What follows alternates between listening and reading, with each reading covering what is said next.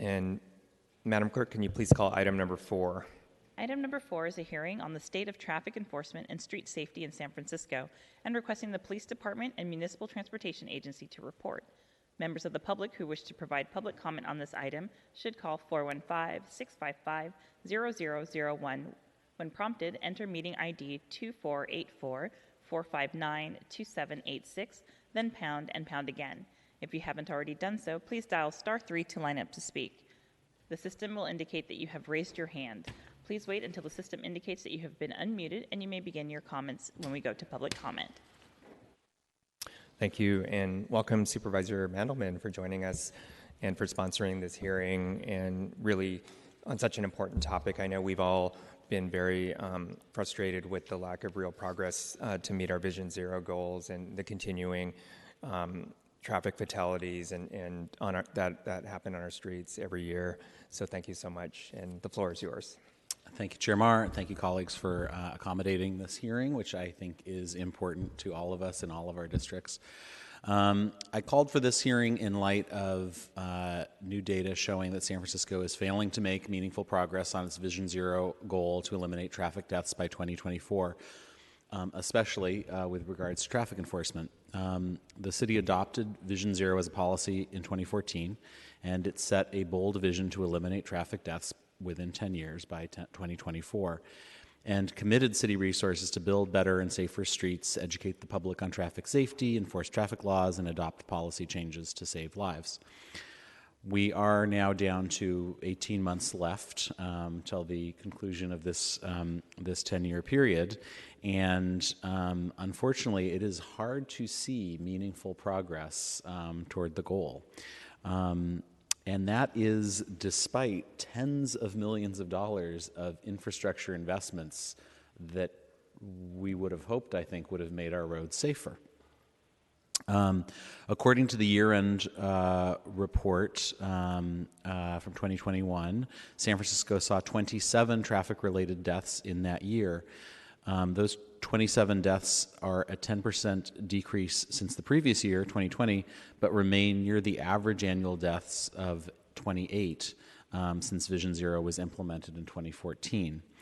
And even more concerning is that 2022 is now on track to potentially be the deadliest year on San Francisco streets since the Vision Zero program began. It seems to me that there has been a missing element from this conversation for several years at least, which is traffic enforcement. At a time when San Francisco is failing to meet its Vision Zero goal of eliminating traffic deaths, it seems that we as a city have all but given up on enforcement of our existing traffic laws.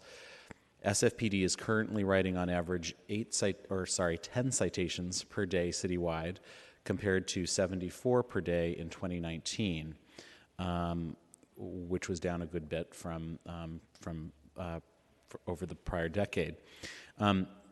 That statistic was reported by Heather Knight in the Chronicle, and she featured an analysis of every traffic citation issued by SFPD over the past 4.5 years, which had been conducted by 2 community members, community advocates, who we're going to hear from in a few minutes, with thanks for their work.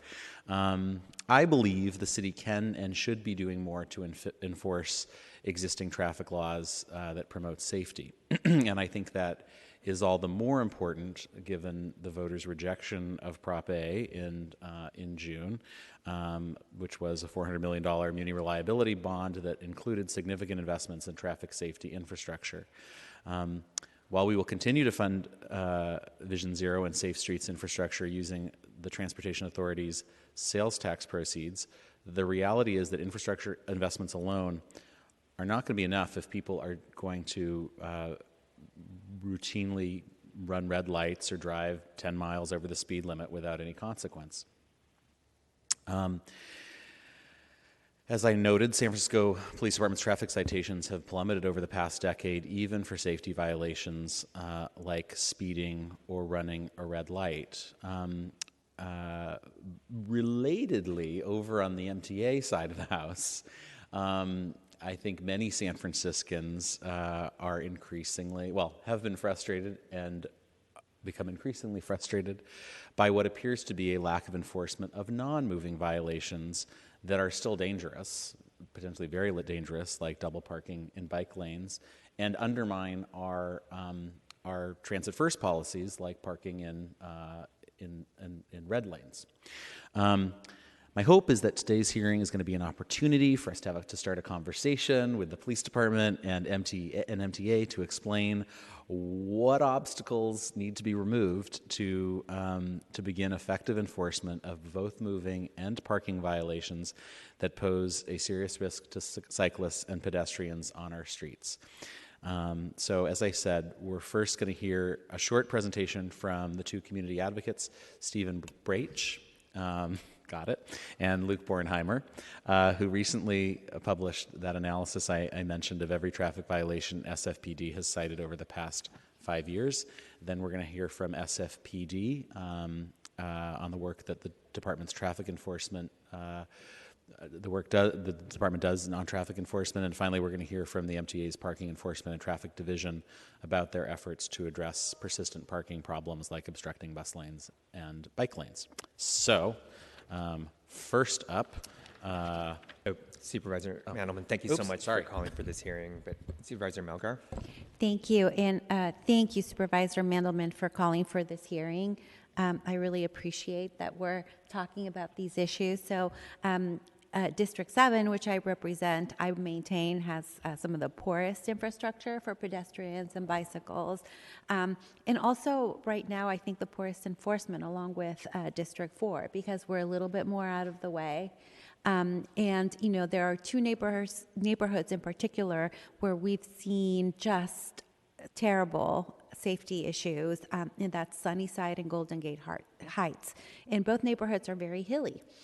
So folks cut through them at great speed, and there's not the infrastructure physically to protect people, and there's also no enforcement. So we have seen a lot of close calls, and I myself, a couple months ago, was riding my bike up Slowhurst, and someone ran a red light right in front of me. I came within 5 inches of being hit by this woman, and I let out a scream, and I saw her run the next stoplight. You know, she looked me straight in the eye as she was passing me. And, you know, I let out a scream like a couple seconds later because I was so shocked, you know. And this is on a slow street, Slowhurst. And, you know, I'm wondering two main things. One is, what is the relationship between staffing at the SFPD and traffic enforcement, and whether or not that actually there is a relationship, and when we can hope to rectify that for the moving violations. And then for the non-moving violations, it frustrates me that, you know, we've seen a rise in the in the population of folks that's living in their vehicles, and we do need to have a proactive policy around that provides real solutions for folks. But that is not what should stop us from enforcing everything else, which it seems like that's what's happened. We're just not enforcing because we have this one subsection of the population that we want to, you know, create solutions for, and we all agree we do. And so I want to see that actually happen. And then the third thing that I would really like to hear is how the infrastructure that the MTA is building out for pedestrian safety and bicycle safety, how is that timeline connected to our climate action goals? Because, you know, every time that I bring up the subject, it seems like it's opportunity driven. Oh, we have the opportunity to have a bike lane here or there, rather than, no, we have these goals and a timeline and we're going to get it done by that time. So, you know, day before yesterday, I rode my bike from my house in Ingleside to, to China Basin. And it was really scary. There are several like freeway underpasses and places where it just disappears and you're right in the middle of a freeway. And it is terrible to me that we don't have thought out connections for where we know we need to be. And it seems like we could easily have a timeline and goals, and we know where folks, you know, who are crossing the street to schools tend to, you know, be at risk. And I would really, really like to have a connection between the policies of the Department of the Environment, of, you know, everything else, so that we're all on the same page. Anyway, thank you so much, Supervisor Mandelman. I hope that we can get some answers in this hearing and all be on the same page. Thank you, Chair Mar. All right. Now, Brach and Bornheimer.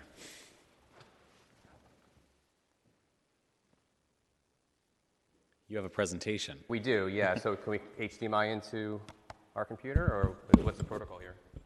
That's okay?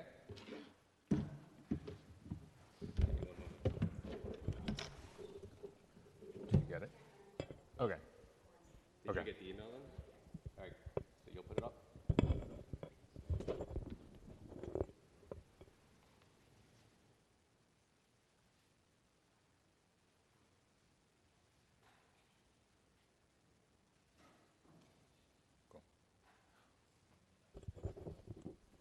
It'll show up to your right. Okay. There's a bit of a delay. Okay. You can see it in Teams right now, but Okay, great. sometimes. Thank you. Thank you all. First, just want to thank Supervisor Mandelman for calling this hearing and caring about this issue, as well as Chair Mar and Supervisors Stephanie and Melgar for caring about this. I know that you have all spent time and attention on these issues and care deeply about people's safety on our streets. So first of all, thank you all for that. You can go to the next slide. So as you know, my name is Luke, and I'll hand it off to Stephen now. Hello, good morning, everyone. Thank you for having us. My name is Stephen Brach, San Francisco resident here for 15 years, and I am a data analyst, graphic designer, software engineer. I'm very passionate about safer streets and bicycle and pedestrian safety. Next slide, please. So why are we here? Since the city signed Vision Zero in 2014, we've lost 244 people on our streets to traffic violence. Furthermore, we lost over 26,000 people have been injured by motor vehicles on our streets since January 1st of 2014. And according to U.S. Census data, approximately 50% of the residents of this city do not own a car or can't drive. The captions are covering it, but I think it's every 3.7 hours, a crash happens in our city that results in injury, and we lose someone on average approximately every 13 days. Next slide, please. So in May, I requested SFPD citation data from the city, and I received back 64,200 violations that go back to September of 2017. What we're going to look at today are just the past 18 months for the sake of brevity. There's a timeline down below you can review around how we got the data and how we got to this hearing today. Next slide, please. So currently, SFPD is writing on average about 10 citations per day, as we saw in the Chronicle article that we fed the data towards. Over the past 18 months, on average, it's about 19 citations per day, down from, as Supervisor Mandelman noted, 74 back in 2017, I believe it was. Next slide. Of those citations that are actually being written, approximately 43% are actually focusing on the 5 most dangerous violations that result in physical injury. That's speeding, running red lights, failure to yield to pedestrians and crosswalks, where I believe there's an established goal of 50%. We're not even hitting that. Next slide, please.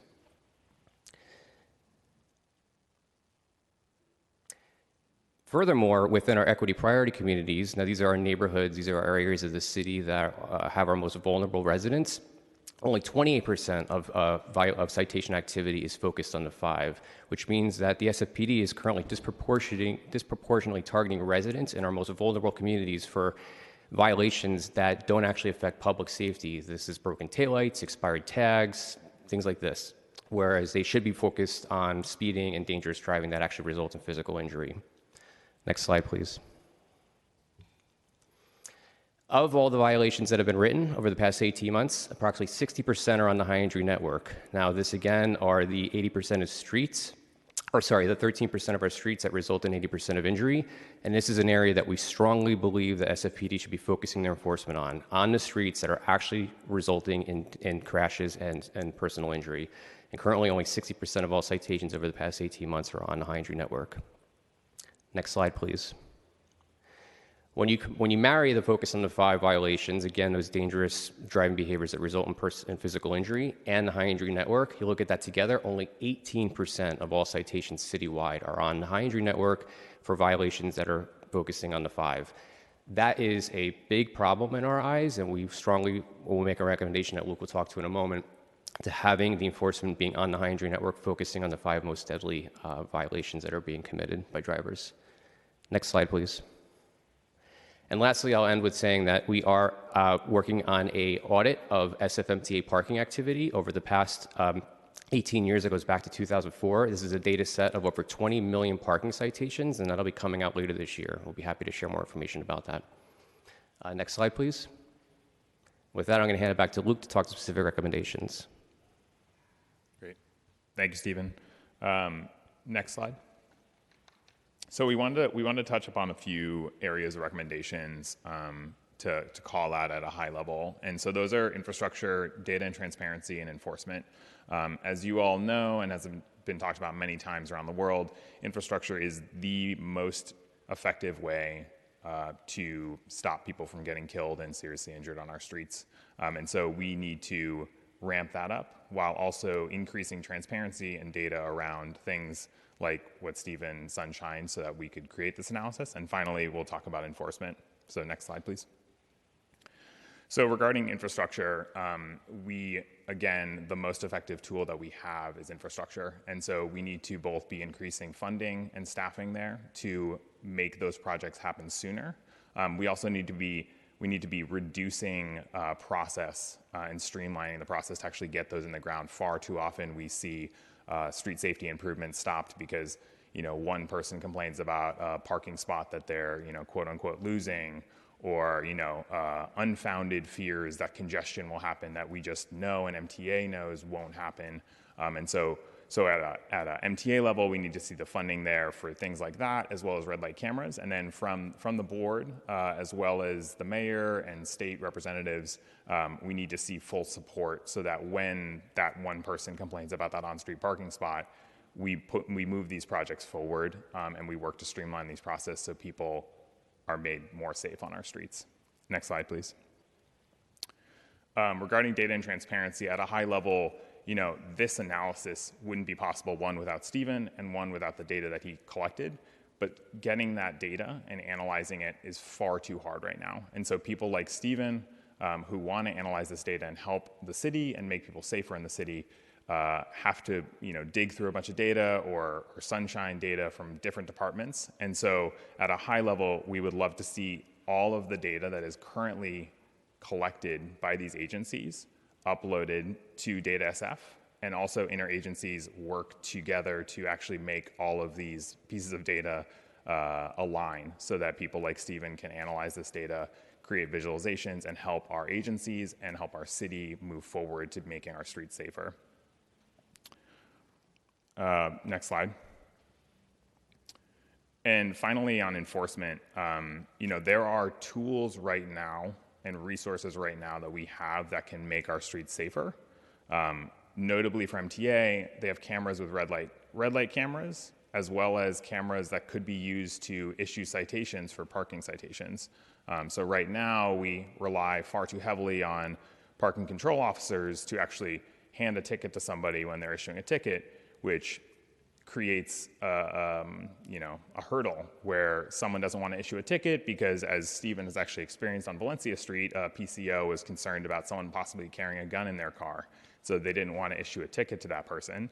And so we have tools for MTA to use, specifically cameras. On the PD side, as Stephen talked about extensively in the research and the analysis, we know where our most dangerous streets are, where people get hurt most often, and we know what violations most severely impact people's safety. And so what we want to see is PD use the resources that they have, which have not changed much since 2019 and before, to actually enforce, focus on the 5 violations on the high injury network. And we believe that doing that and doing it for a set period of time going forward will hopefully make our streets safer. And at least, again, going back to data and transparency, we can at least then see, is this actually changing the reality on the ground? Is enforcing focus on the 5 violations on the high injury network going to make people safer and going to decrease fatalities and serious injuries? And so the combination of those two working together would be outstanding. And finally, for the board and state representatives, both working to get automated speed enforcement passed at a state level for a pilot, and also working with representatives and advocates from around the state on a piece of legislation for unarmed traffic enforcement. So there are other people in the state who are working on this for a possible pilot legislation. And so it'd be great to see that, as we know that oftentimes with traffic stops, things can either get deadly or severely injured people can result from a traffic stop. So next slide. So thank you all so much again for your time and your energy and your attention on this issue. If you all have any questions, we're happy to answer them. And well, I will start. I want to thank you both for all of the work that you have put into this. I am intrigued. I mean, it looks like there might something. Looking at slides 6 and 7, and I think if you have not sent these slides to my colleagues, if you have, great. But if you haven't, I bet they would love them. Yeah, and the clerk needs it for the file anyway. So, we'll send them. But I mean, potentially there's like a positive trend maybe in 6 and 7 where, because that 43% number would be much lower, I think, if not for the last 4 or 5 months of enforcement. And I wonder if or not the last, but well, at least the last 4 on here, and maybe there's some, I can ask PD about this, but it seems like there might have been some increase there and focus on the 5, but we'll ask them. I don't know if you have any thoughts. Well, yeah, rather than speculate on that, which is why we're asking that this data be made available weekly, we would have the answer to that. Yeah. All we have right now is data through the end of May 23rd, and now it's October. Got it. Yeah. And I think the other thing to point out too is that, you know, at a total level of citations, they are dramatic, as you cited, 74 to 10 over these 3 years. Was looking at some other data just yesterday from PD citywide, 2019 to the past 6 months, annualized for this year, down like 90% on traffic citations. And so while the focus on the 5% might be higher, in totality, what people know inherently on our streets is that the traffic laws aren't being enforced. And so that's why you see people driving so dangerously, in addition to the fact that our infrastructure and our street design encourages that driving. People know it, even if they don't know these numbers. And so the total number of focus on the 5 citations is dramatically low. Right. Right. The other, I mean, more sort of, this is also kind of a speculative question. I mean, you said, and I tend to believe that the infrastructure, you said we know that infrastructure is the most important thing you can do about, to reduce traffic fatalities and injuries. And I would be inclined to agree with that, and I think my colleagues are, and I think that's why we've appropriated pretty significant amounts of money over this period for a variety of pedestrian safety improvements, and it seems like our roads are always getting chopped up to kind of like do new things that are allegedly going to make our streets safer. I think what is somewhat troubling for that is that the data seems so seems to suggest no relationship between the investments that we've made and an improvement. And I think we're going to be hearing later that that is not the case. But I'm curious about your thoughts about that. Or is it that, you know, we probably have improved conditions, except that our complete lack or near complete lack of enforcement has kind of swamped whatever gains we might have made around the infrastructure? Yeah. Like if we'd held enforcement steady at 2014 levels, would we be in just a dramatically different situation because of the combination of enforcement and infrastructure that we've done? Yeah, I mean, I think, I do fundamentally believe that infrastructure is the most effective tool that we can use. I think that what we've seen, and I've seen this at a micro level and at a macro level, that efforts to make our streets safer oftentimes get bogged down in process, get bogged down in public hearings about a single parking spot going away or a daylighting area. And so we see a lot of bogging down of that, and then a lot of watering down, both from like one person complaining about a parking spot or how this is going to cause congestion with no data to back that up, or more often at an interagency level, the fire department actually opposing street safety improvements. And so we end up with projects that get watered down and watered down and watered down. So you end up with a bike lane or, a pedestrian improvement that's not as effective as it could be because someone is concerned about change. Basically, people don't like change, whether it's the fire department or a single neighbor. And so that basically results in projects not moving forward as fast as we need them or being as effective as they could be. I'd like to add that we're very, very, very interested in the correlation between MTA's efforts and PD's efforts and how it impacts street safety. And the metric we use, the data set we use, is obviously crash data from DPH. And to their credit, they've recently pushed all of their data going back to, I think, 2012 or 11 onto Data SF. So now I have it available. It's only updated quarterly, but it's a very rich data set. And one thing we'll be doing is looking at slow streets specifically. It's been one of our big infrastructure efforts over the past few years, obviously, and looking at how crashes have hopefully been reduced on slow streets because of the infrastructure upgrades that have been made on those corridors. And we'll have that as a study later this year, if not early next. Okay. I don't have any further questions for you. I don't know if my colleagues do. Yeah. Thank you, Supervisor Mandelman. I just did have sort of a follow-up question to those last ones. And, obviously you guys know better than anyone that during the pandemic we took some bold steps in the city to sort of try out or pilot new ways to make our streets safer for pedestrians and bicyclists. And out in my district, there were some pretty significant and bold changes. The Great Highway, obviously, but also the slow streets. We had the most blocks or miles, I think, of slow streets in District 4 of any district. And but I guess, and thank you for both of you and all of the advocates, for pushing for these new slow streets in our city. I guess I just had a follow-up question around how the enforcement, or get your thoughts about enforcement or lack of enforcement, from these infrastructure changes that happened.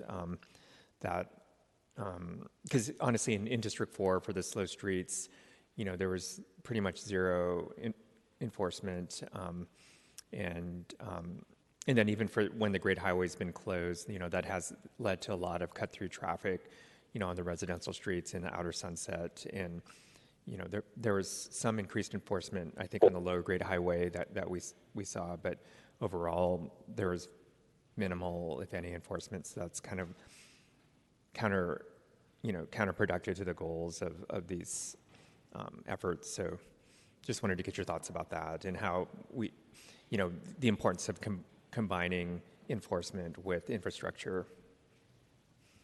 Yeah, I mean, I believe it's what's the right ratio, and I don't think it's a blanket number or ratio across the city. I think it's going to fluctuate on neighborhoods and road designs. But once we are able to assess what the impact of slow streets infrastructure changes have had on crash data, so looking at how many crashes were, say, on Kirkham before slow streets went in, how they are now, how they are post slow street on Kirkham, will give us a sense of the efficacy of those infrastructure changes. And maybe there's none at all. We don't know, but we're looking into that. And additionally, looking at how many tickets were written on, say, Kirkham or any slow street or any corridor we're thoughtful about, and what's the efficacy of enforcement to impact the number of crashes. Because crashes are the only real data set we have that actually shows like where people have been injured or hurt, because there's location data, there's time and date stamps. And so it's a lot of work, as you can imagine, but that's what we're trying to suss out, because we strongly believe that if you're going to make infrastructure decisions and enforcement decisions, should be based on data that we collect or that we have available from the Department of Public Health. And that is a very, very rich data set. We'd like to see it be updated more frequently, and I'm not clear on what the bottlenecks are to having that, resolving that. But we have more work coming, so hopefully as we continue this conversation, we'll have higher fidelity that'll help us make better decisions.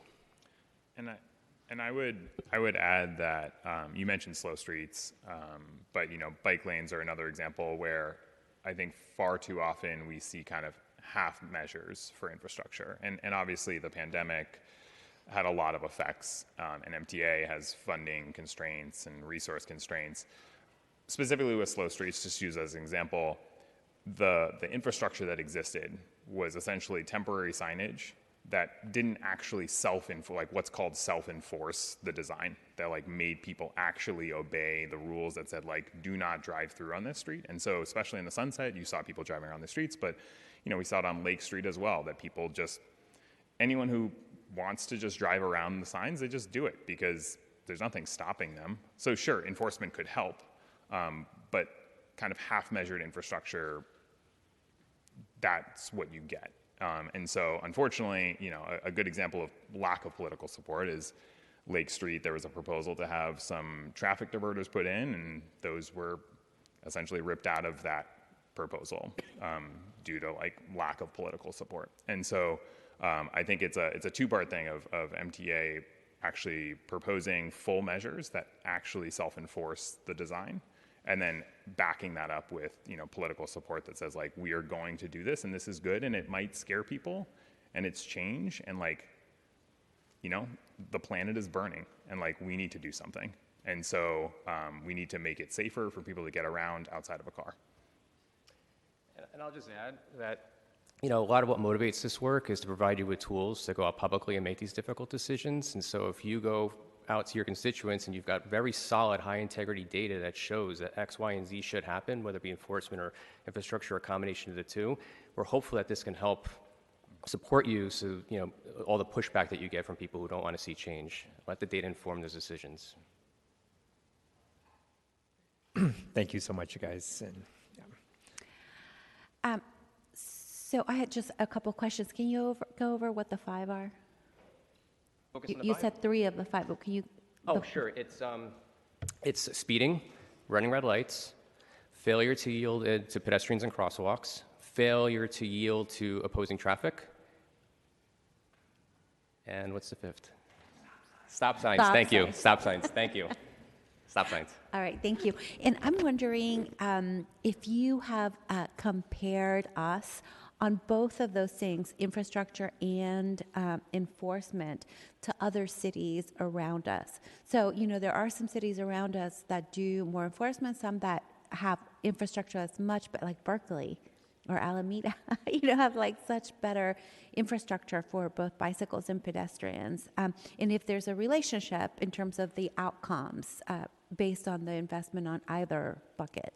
I wish we had that. I mean, if Okay. I was able to do this full time, we would be fully invested in, we're volunteers, right? So we're doing this in our spare time. But right now we're focused on trying to look at the data we have available in San Francisco, but absolutely what's happening across the Bay and how decisions in Oakland and Berkeley influence the safety on their streets, and then having that as something we can reference.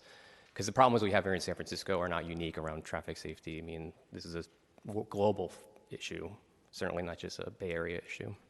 Okay, thank you. And I would add that, I'll try and get back to you on data from around the world as well, but we know from other countries that have succeeded at reducing pedestrian and deaths of people riding bikes, that infrastructure is what does it. The Netherlands did not get there by, having cops everywhere. They do have enforcement. There is enforcement that they use, most often automated.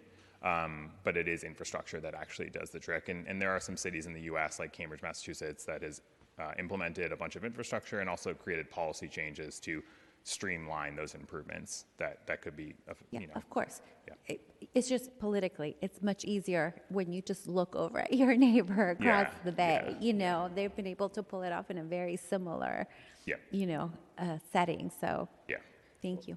I'll just add real quick, there's a fabulous case study out of Hoboken, New Jersey, where I believe they've gone 4, maybe 5 years now without a single fatality on their streets. I mean, Hoboken's only 1 square mile, but it's extremely dense. And they were able to achieve that largely because of infrastructure improvements. I will say, while we might not have great examples in the Bay Area, I see this as a great opportunity for our city to lead on being the city that actually does this so that other cities want to But do we it. do have great examples. So this is why I'm asking for the actual data, because, anybody who has had a kid play on the street in Berkeley, where most of the residential areas are like actually physically, Yeah. you can't get through it, or Alameda, where there's a bike lane on every thorough street and a 25-mile-an-hour speed limit pretty much everywhere. Like, right there. Like we have the examples, and it is frustrating. How come we haven't been able to do the same? Anyway, it'd be helpful to have the data. But I hear you. We'll figure out how to do it. I will, if I may, I will just add on that, unfortunately, I think a lot of the people who do oppose these changes and improvements in our city refute data. And so we've seen this with the Great Highway, where people kind of were making up collisions that were happening that weren't happening. And so we will work on getting you that data. And I will also warn you that the people who oppose these things may not want to listen to that data. So there's people who claim that there's no climate crisis too. So I'm just saying, Sure. It's just a political reality. Supervisor Stephanie. Thank you, Chair Mar. Thank you for your presentation and for your concern about this. I, too, am concerned about it and have served on Vision Zero. I completely agree with you on the lack of infrastructure and the need to invest in that, especially red light cameras. I've been talking about that every time we have the SFMTA in front of us, and that's the subject matter. I know we have, I think, 8 red light cameras that need to be installed. I've been asking for more in some areas of District 2. And obviously, I think all of us want to see automated speed enforcement. That absolutely has to get passed at the state. What I'm concerned about is this idea that resources have not changed in the San Francisco Police Department and that more police officers would not help the situation. And specifically, I know that, since 2019, our staffing level is the lowest it's been in 30 years. And when I continue to hear statistics from Chief Scott based on, the way in which we compute and decide how many police officers we need is agreed upon by the Board of Supervisors and the Police Commission. And when we hear from Chief Scott in an independent analysis in March of 2020 that we're 300 police officers short based on demands for service, and now that has increased based on attrition, retirement, and whatnot, that the fact that we have less police officers in traffic enforcement, to me, is significant and is something that we need to take seriously. And there seems to be an idea that even though there is a significant reduction in traffic enforcement, that somehow the police just aren't doing their jobs. Maybe that could be true of a couple police officers, I don't know. Anecdotally, I'm sure there are incidents of that. But what we do know is that there are a significant decrease in traffic officers. So even so that 2 or 3 years ago, Supervisor Feuer and I believe Supervisor Mandelman demanded that we increase the amount of traffic officers to actually address this issue and to focus on the 5. And something that I think we all agreed on at the time, but it's something that we all agreed that this is something that we needed to do, was increase the number of our traffic officers to actually enforce the laws on the books. And we know that the police are the only ones that can enforce the moving violations. And so, I'm looking forward to hearing from the police department on that issue, because I do believe that it is very significant that we don't have enough officers to do the work we're asking them to do. And I do believe that they will be effective in doing that work. What also concerns me is this idea of unarmed traffic enforcement.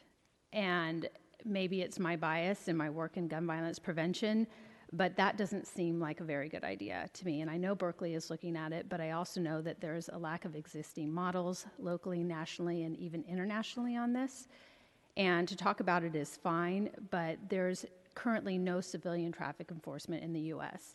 And one of the reasons I believe that to be true is because when you look at gun violence in this country and you look at the amount of road rage that has increased in just the last 4 years, it's terrifying. And the idea of someone, a civilian, unarmed, and I hate guns, pulling over someone who's speeding or acting in a way that we all find inappropriate doesn't make much sense to me. And I also know that this is a nation awash in guns, and with the recent Supreme Court hearing that basically knocked our ability in California to prevent people from carrying guns in public without any type of license is something that is very concerning to me. And this idea that we are going to have civilians maybe take the place of police officers in this type of in this area of traffic enforcement concerns me greatly. And I don't want to place too much stock in our ability to even go down that road when we have no national models and we know the stats and we know the frightening stats of road rage. I want us to have an open mind when we hear from the police department about what their struggles are in terms of staffing, what is required of a traffic officer, and try not to jump to the conclusion, which I think a lot of people do, is that they're just not doing their jobs. Because I don't believe that to be true. So I know that it seems that people are coming at this from, we don't need more cops for traffic enforcement. I believe differently. And it's something that concerns me greatly. I have a 17-year-old son and a 13-year-old daughter who walk all over the city, who take public transportation, and the idea of us not investing in our police force to combat the bad driving that I see. I had a teacher at Sherman Elementary killed. Why? Because someone ran a red light. Not just because of infrastructure, not because of roads, not because people drive cars, but someone made a very bad decision to run a red light, and she killed someone. And if we don't have people enforcing those laws and letting people know that if you speed in San Francisco, you will get a speeding ticket. If you continue to turn on a right or violate the 5 that we look at, you will be caught in all the neighborhoods. I agree with you on the disproportionate focus, and we need to be, of course, enforcing it, especially in the high injury corridors. But I just want everyone to have an open mind about the fact that when Chief Scott comes up here and says, we are 500 officers short, and we know that per 10,000 residents, in San Francisco we have 22 officers, New York they have 42, Chicago they have 44, and Washington, D.C. they have 61. That it is an issue of great concern to many people in my district. And like I said, we will hear from Commander Walsh about this issue, but the idea that more cops is not the answer for me is a little it seems to be a little naive. So I wanted to say that because I know that is something that's been said. I've read it in Heather Knight's article. And I really want to solve this problem. I really want to make our streets safer for pedestrians, for cyclists, for everybody. And if we close our minds to the fact that we do actually need more officers based on the objective data that were shown, I think we're going to do everyone a huge disservice. So, Can I quickly respond to that? Very quickly. One way that would help us and help the public understand whether or not they're doing their jobs is to give us the badge numbers. So if we've got 50 people in traffic company and certain badge numbers within that traffic company are only writing 1 ticket every 2 weeks, that might be a problem. If they're 100% in traffic company assigned to be out enforcing our laws. If we've got one badge number that's writing 80% of the tickets each day, well, that person is obviously overstretched. So we don't have the badge numbers that connect back to the individuals who are enforcing our laws. If that's provided to us, we can give you a solid assessment as to who's doing what and where, and who's also maybe not doing enough. And I believe that Commander Walsh will have a chance to respond to that. Yeah, I'll also add that I was just yesterday looking at some PD data that was shared around Vision Zero through the end of June this year. And from their data, non-traffic company officers, the traffic citations that they issue have dropped about 90% since 2019. And so I, too, am curious why that is, why specifically non-traffic company, because obviously traffic company also has other jobs. They do motorcades, they do other things. But like non-traffic company officers used to issue traffic citations regularly, and those have almost completely disappeared. And so I am genuinely curious, and I've talked to many people in the public who are also curious of like, why is that? Like, I've had people say like, was there a memo to stop doing traffic citations? And I don't know. So I too am very curious, and I'm really interested to hear. And just so you know, I am open-minded to this and ultimately want our streets to be safer. And so, I do believe that infrastructure is the way to do that.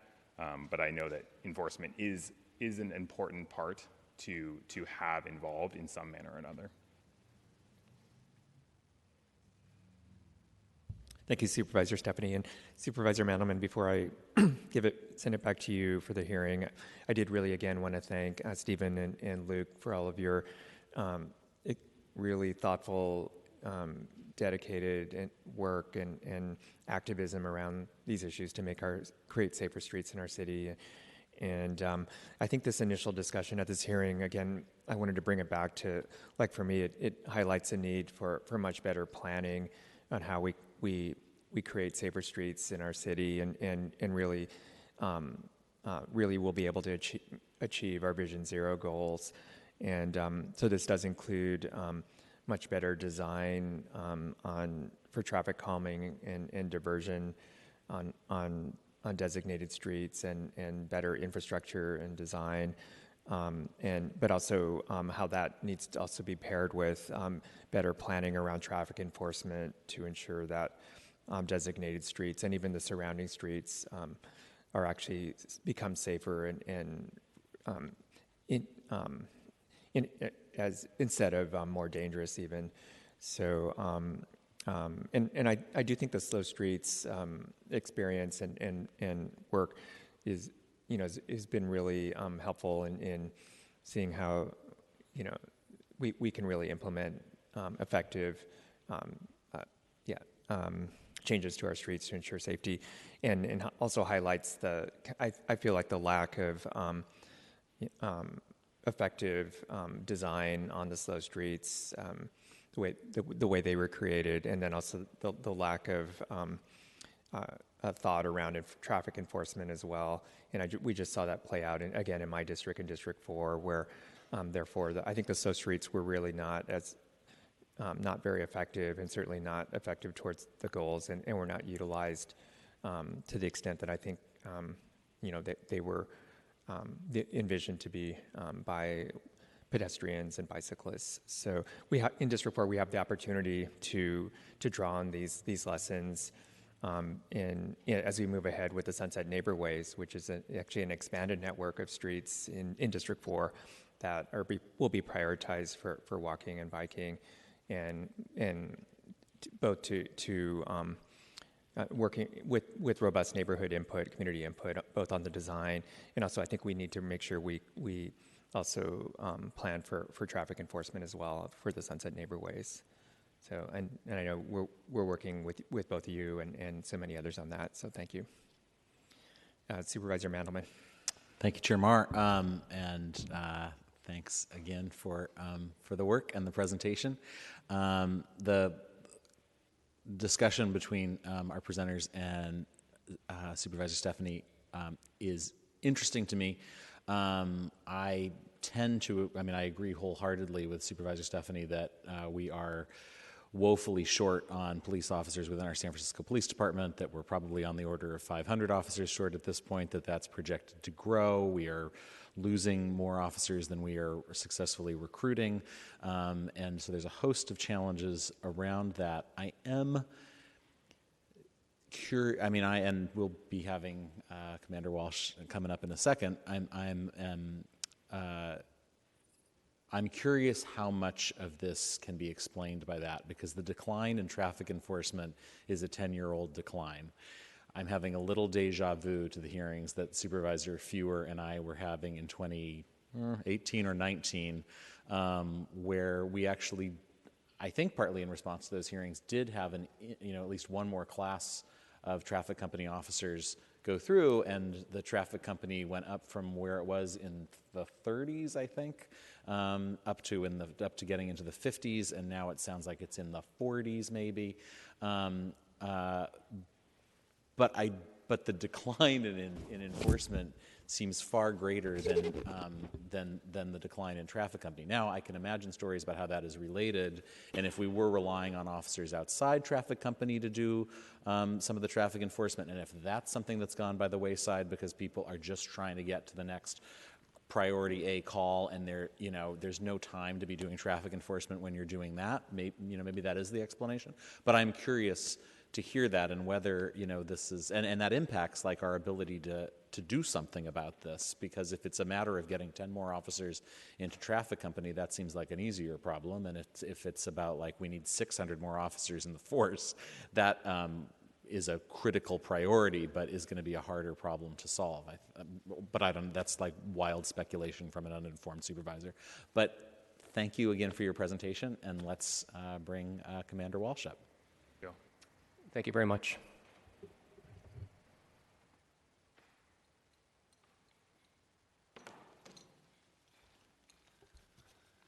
Good morning.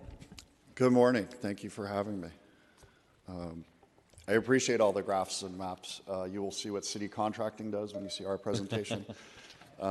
That's a pitch for the budget coming up for more technology. That was a very good presentation, and I hope to address a lot of those issues that you've brought up. Just for the record, I'm Commander Peter Walsh. I currently am in Special Operation, which houses MTA Traffic, which is one of our units.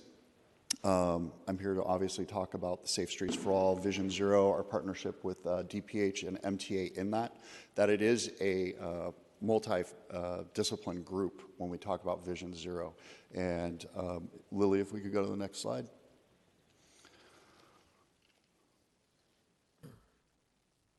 Next slide, Lily.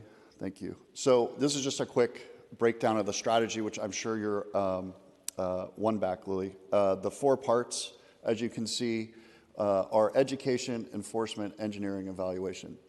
Obviously, engineering and evaluation fall mostly on MTA and how they take the data from collisions, DPH, and where incidents are happening.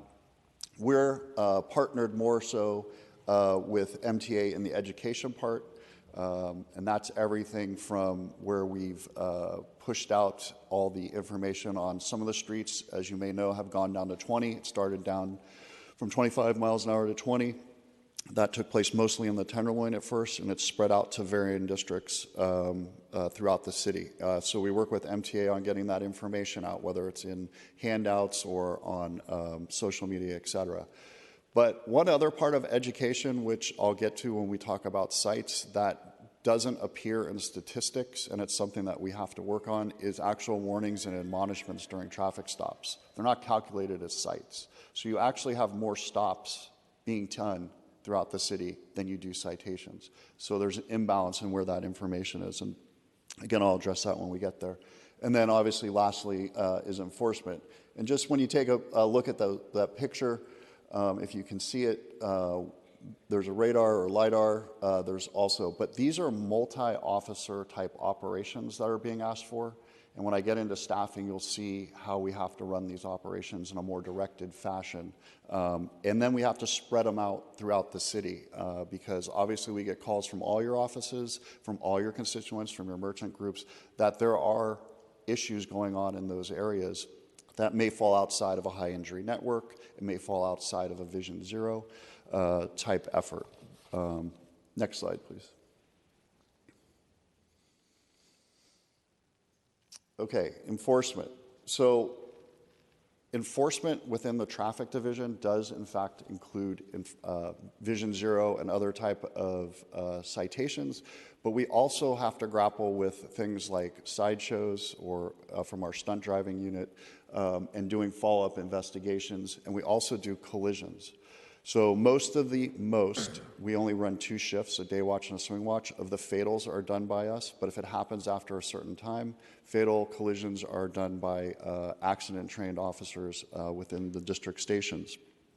So all of our time is not always focused on traffic enforcement as a sole. It's kind of an umbrella. Next slide, please. So this is the overlay of the Vision Zero severe and fatal high injury networks. So I'll start with the map as we're looking at it on the left with those are the areas that Vision Zero pointed out in 2017. And I wish we had the overlay of the communities that are affected by this that was in the last presentation. But if you look, you'll see mostly the Tenderloin. It's mostly heading towards the freeway and cutting across the city. As you get away from that financial Tenderloin kind of district and that south of Market area it's very dispersed in those areas. So we try to concentrate on the areas downtown, which is really mostly the heavier, obviously, areas where those violations take part. Just for a note, the circles are from, as you can see, 2014 through 2021. Those circles represent those areas of the severe and fatal injuries within them for all of those years. As you move to the right, you'll see the heat map. The darker the red is where more collisions happen. And again, those numbers in those areas correspond to those areas on those heat maps. Next slide, please. So here's our department-wide traffic violation and focus on the 5 violation totals, and you will see absolutely that they've completely gone down since 2014 and 2015. There's a confluence. It's not a very simple answer, and it's really hard for me or anyone else to prove a negative. But what I'd like to put out there so everybody realizes, in 2015, we had Ferguson, and in Ferguson, a lot of people remember the actual shooting of Michael Brown. But what they don't realize is what the federal government came in to do was to look at the traffic citations and the disparities that those were included within Ferguson. Ferguson was then put under a watch by the federal government, and a lot of traffic enforcement went by the wayside. Again, that's anecdotal. I can't tell you that's why, but if you really watch the decrease, it starts from 2015. As it gets down, we hit 2018. In 2018, the state of California launched with 1,000 or more officers RIPA, which is the Racial Identity and Policing Act. RIPA is where not only in every stop would I write you a ticket for that violation, but now I'm getting all your demographic information. I'm putting in my perceptions of that interaction and who you are. I'm talking about whether or not I cited you, I arrested you, I towed your car, a myriad of things. So that in itself added extra time to traffic stops and more work. So you're not just getting that, the officers begin starting to put this data in. And that's totally fine, and that's where we're seeing, are we in fact doing our job? Where are these disparities? How can we avoid them, mitigate them to that point? As you continue to go down with those, obviously 2020 is very easily explainable. Nobody's driving, COVID hits, and we're not enforcing a lot of things, let alone traffic. And 2021 has not rebounded at this point. So again, one thing, and again, this is anecdotal, in talking to the traffic officers who I have my relationship with, they're probably the most highly trained on using all of these devices. One thing I forgot to mention out, 2016, 17 body cameras come out. So we add on another, every time we stop, additional data that goes in. So the traffic officers who do this the most are on average saying that their stops last 20 to 30 minutes for one traffic stop. So you have 5 to 10 minutes on writing a ticket, 5 to 10 minutes on entering data for RIPA, and then what we have to do is you have to tag your body camera to that system so your body camera is now connected to that CAD. It can be done in the field. Some officers save those 2 data points after the traffic ticket and bring everything back and do it in the last hour of their shift and fill out all that data when they get back. It just depends. Next slide, please. So the percentages for the department, again, the numbers are down. So the percentage of hitting focus on the 5 is higher. And our commitment from focus on the 5 has been 50%. And that's the breakdown per year for overall department, not just the traffic. Next slide, please. So this is the fatalities by mode, pedestrian, vehicle, motorcycle, and bicycle. And so there is a discrepancy when you see fatalities for a year versus fatalities connected to Vision Zero. If they don't fall within those 5 categories of, for instance, stop signs, red lights, pedestrian on the walkway, et cetera, they are not Vision Zero. So we do have fatalities that are solo. So on our stats for this, if you go to the Vision Zero website, you will see no bicycle fatalities, but we've had one bicycle fatality not listed in Vision Zero. The person hit an object in the roadway, subsequently fell off their bicycle and passed. So when we talk about a lot of these fatalities here, these are the fatalities that go up and down. Our stats this year, unfortunately, include a sailboating collision because my office investigates that. So it's not a great number, but it's something you should be aware of. Next slide.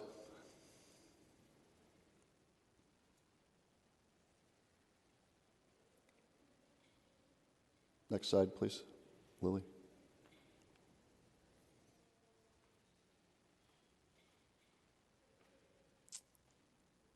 Uh-oh. Okay. Injuries by collision. This takes everything from a fatality, which you can see is the top numbers on each of those, to if you were involved in a fender bender where somebody at 5 miles an hour rear-ended your vehicle and you wind up complaining of pain, your neck, your back, etc. So those are all the numbers that get tossed out. And just for SFPD reporting, and one of the things DPH has done over the last year or so in getting us data, we don't see every injury collision. So for instance, if you have a solo bicyclist or you have a solo person on a motorized scooter, they may just go to the emergency room. By California law or by the vehicle code, they may have been involved in a vehicle collision. So we changed our policy several years ago. For instance, we were having issues with solo bicycle collisions where a person was injured on that, and officers at first were not sure if they should take those. Well, bicycles are vehicles under the vehicle code. We've switched that up several years ago, and those are included. But we still miss a significant, I wouldn't say a significant, we miss a number that DPH puts out there that aren't necessarily in our data because, again, we only take reports on injury collisions, complaint of pain, all the way to fatalities in our data. Next slide. These are the victim roles, so who was injured. Obviously, mostly it is drivers. And again, this is the gamut of injury from complaint of pain all the way up to fatalities.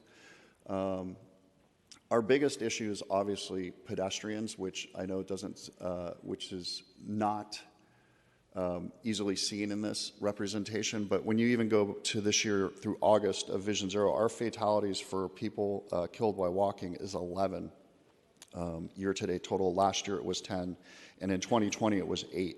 The last time it was this high was in 2019, where it was 15 at the end of August of 22. So Vision Zero this year is at 21 fatalities as of the end of August of 21, and that is only below, again, 2019, which had 23. And next slide, please. Is that pie chart cumulative over time, or is it the last year? That, I believe, is cumulative 2014 to 21. And is the other category scooters? Let me go back, Supervisor. Lily, can you go back to slide 8? No, it's 9. Oh, 9? I'm yeah, sorry. Just the pie chart. It just the looks pie like, chart. It looks like other is growing, and I'm assuming that's scooters. Scooters. So so the way they're put in now for data purposes is they're called, let me get this right, stand-up powered device. So that covers everything from the unicycles, I don't know if or motorized, all the way to scooters that are powered. That looks like it's more than 2% in 2021. I only have Vision Zero, I apologize, Vision Zero in front of me for 21. They had 1 year to date, and it was through August, and this year we've had 3. I'm looking at something a little different, but the other on this, I apologize, I should have probably had a better definition. I'm not sure if that includes any non-motorized scooter also. So, all right, just curious. Thank you.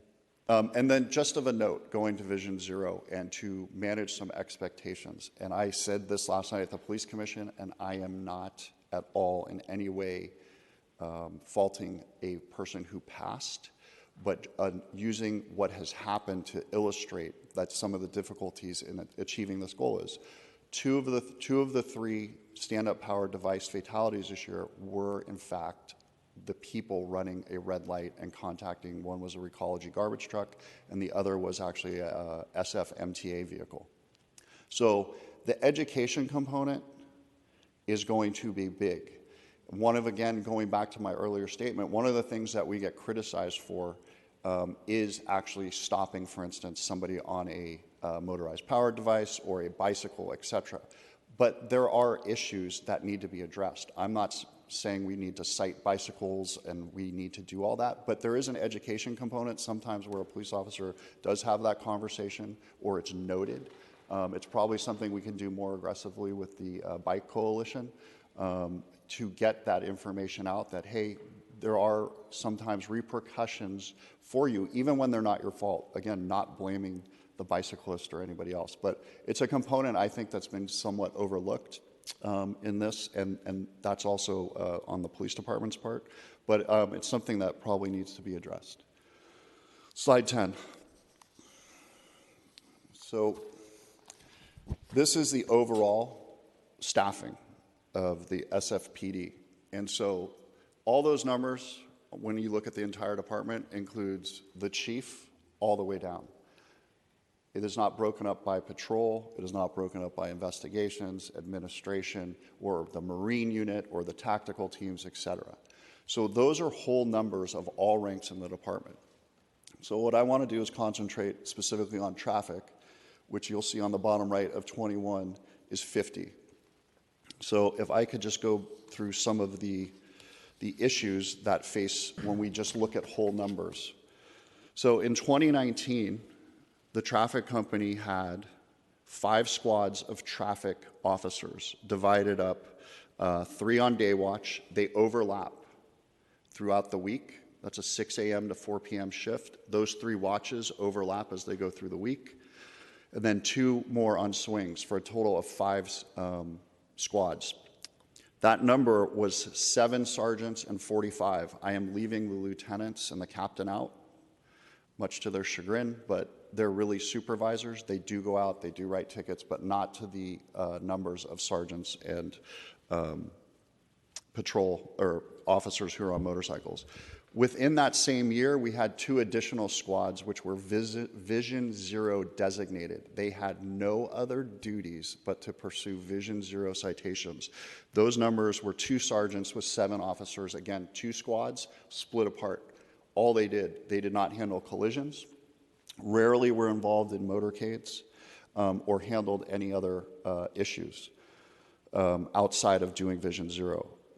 2020, our numbers stayed about the same. Our 5 squads dropped to 5 sergeants from 7 and dropped to 35 officers for enforcement. We maintained the Vision Zero squads, but they dropped from 2 and 7 to 2 and 5. And that's, when I say that, that's sergeants, officers. 2021, we really start to get decimated. We go from 5 squads down to 4 squads with 1 in 15 on days split between the week. They're divided in half, and 1 in 14 on swings with 0 Vision Zero squads. Those officers are doing everything traffic enforcement is supposed to do.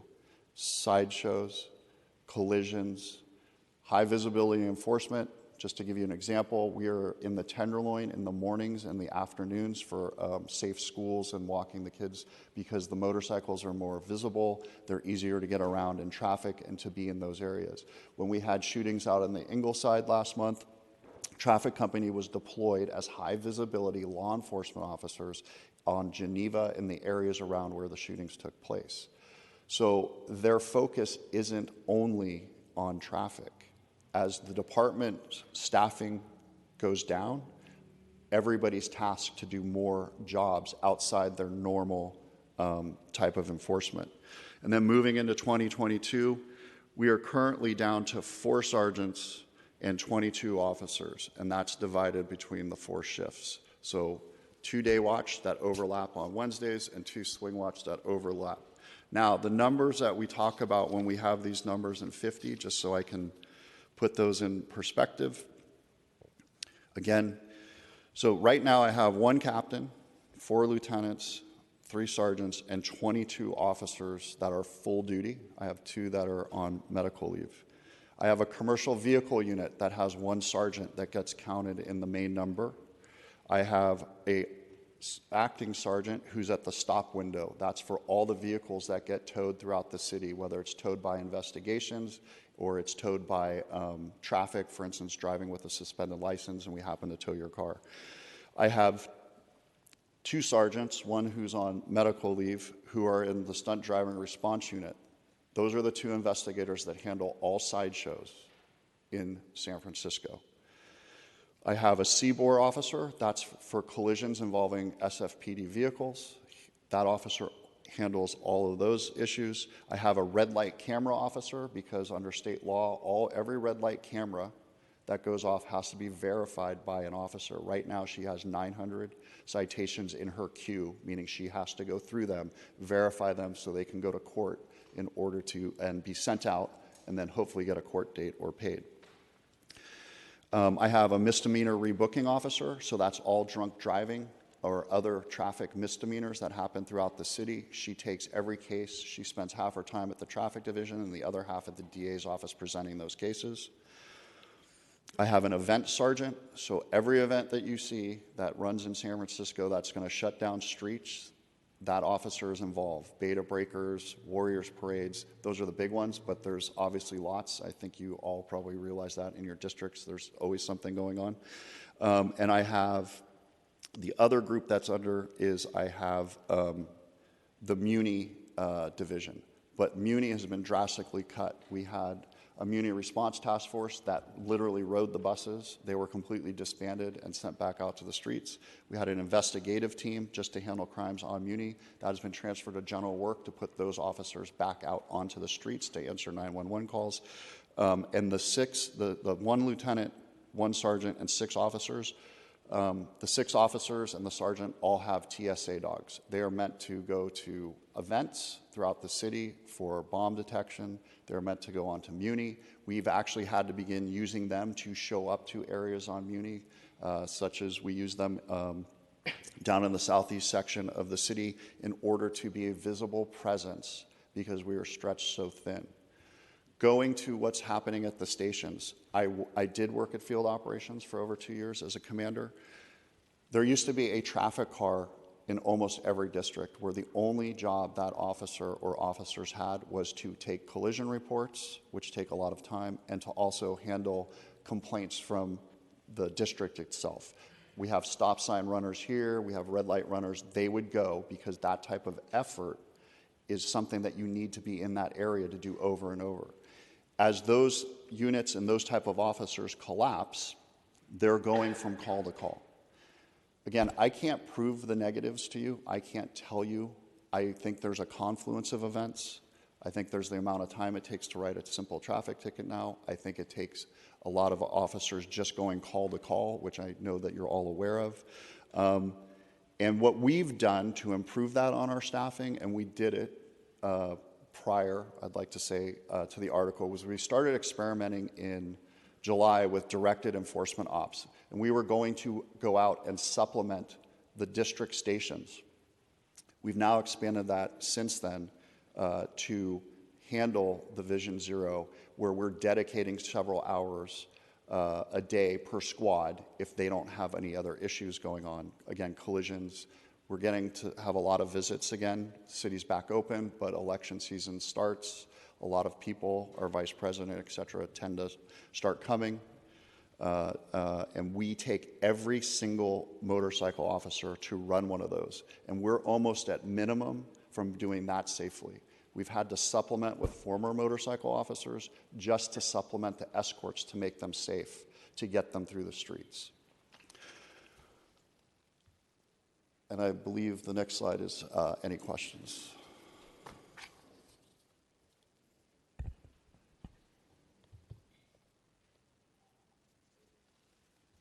Thank you so much, Commander Walsh, for that and for the presentation and all the updates on traffic enforcement with SFPD.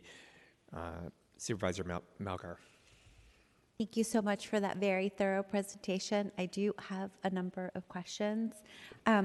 So during your, just a few minutes ago, you were talking about how it used to be that every precinct had a patrol that was, you know, handling traffic things. And then you said when that collapsed, and I don't understand that statement.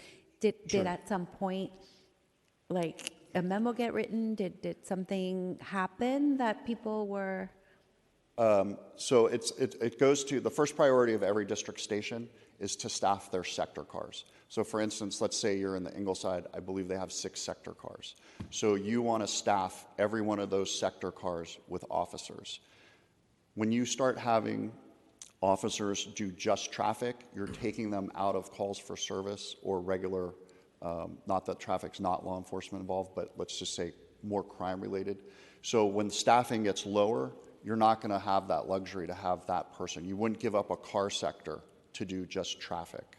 And so you're saying that each individual captain made that decision at some point because of staffing shortages, and they have to have like 24/7 coverage with all of the, that's what you're saying? It wasn't like a central policy that was then. And I want to be clear, not every station had it, because not every station has the same amount of staffing. So Park District is probably our most, it has the lowest amount of staffing. Mm-hmm. So they would generally not be running a traffic, I can't even tell you if they've ever had a traffic car. So I want to be clear that the stations that did have put them into patrol, just like they've taken, we don't have Muni response team because we had to send those officers out to fulfill the number 1 obligation, which is to respond to 911 calls. Yeah. Okay. Thank you so much for the explanation.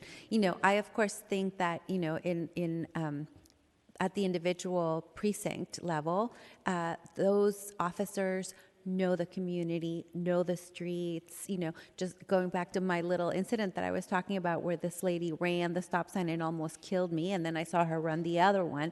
I put it on Twitter, and all the neighbors in Sunnyside knew exactly who that was. She does it all the time. They know her car, they know where she lives. So officers already, like, you know, these folks who, you know, in the 100 incidents that happen, you know, like 50% are like, you know, 1 or 2 people who do this routinely, right? And so I think that that's why having folks who understand the community is just important to in terms of prevention and going forward. But okay, I wanted to ask you about your presentation. I guess this is more a question perhaps for the Public Health Department, because it's total numbers that show areas of concentration in the high injury network, right? Mm-hmm. And so by definition, Supervisor Marr's neighborhood, my neighborhood, would be at the short end because we have lower density. But per person crossing the street, it may or may not be lower. And so, you know, allocating resources in that way seems to me like it's all, even if we have higher concentration of children or seniors or people who are likely, which is the case in both our neighborhoods, you know, you see our dilemma. Yeah, no, I do. And so one of the things I want to point out, and again, we started this pilot program in July to be supplemental, and now we're taking it over and we're directing the captain in traffic, the acting captain, we're pushing the officers out into those areas that have issues. One of the ways we get that is from the captains through their community. So as a support unit, I'm not at your meeting, I'm not having a district meeting like your captain is, mm-hmm. but your captain's going to continue to get those, and they say, hey, Commander, can we get some time during this month? This has been complained about what. So they're sending us the emails, we ask. Because one of the other things that we're doing that's important to us is we've always, when you look at our stats, every traffic stop is the same, but they're not.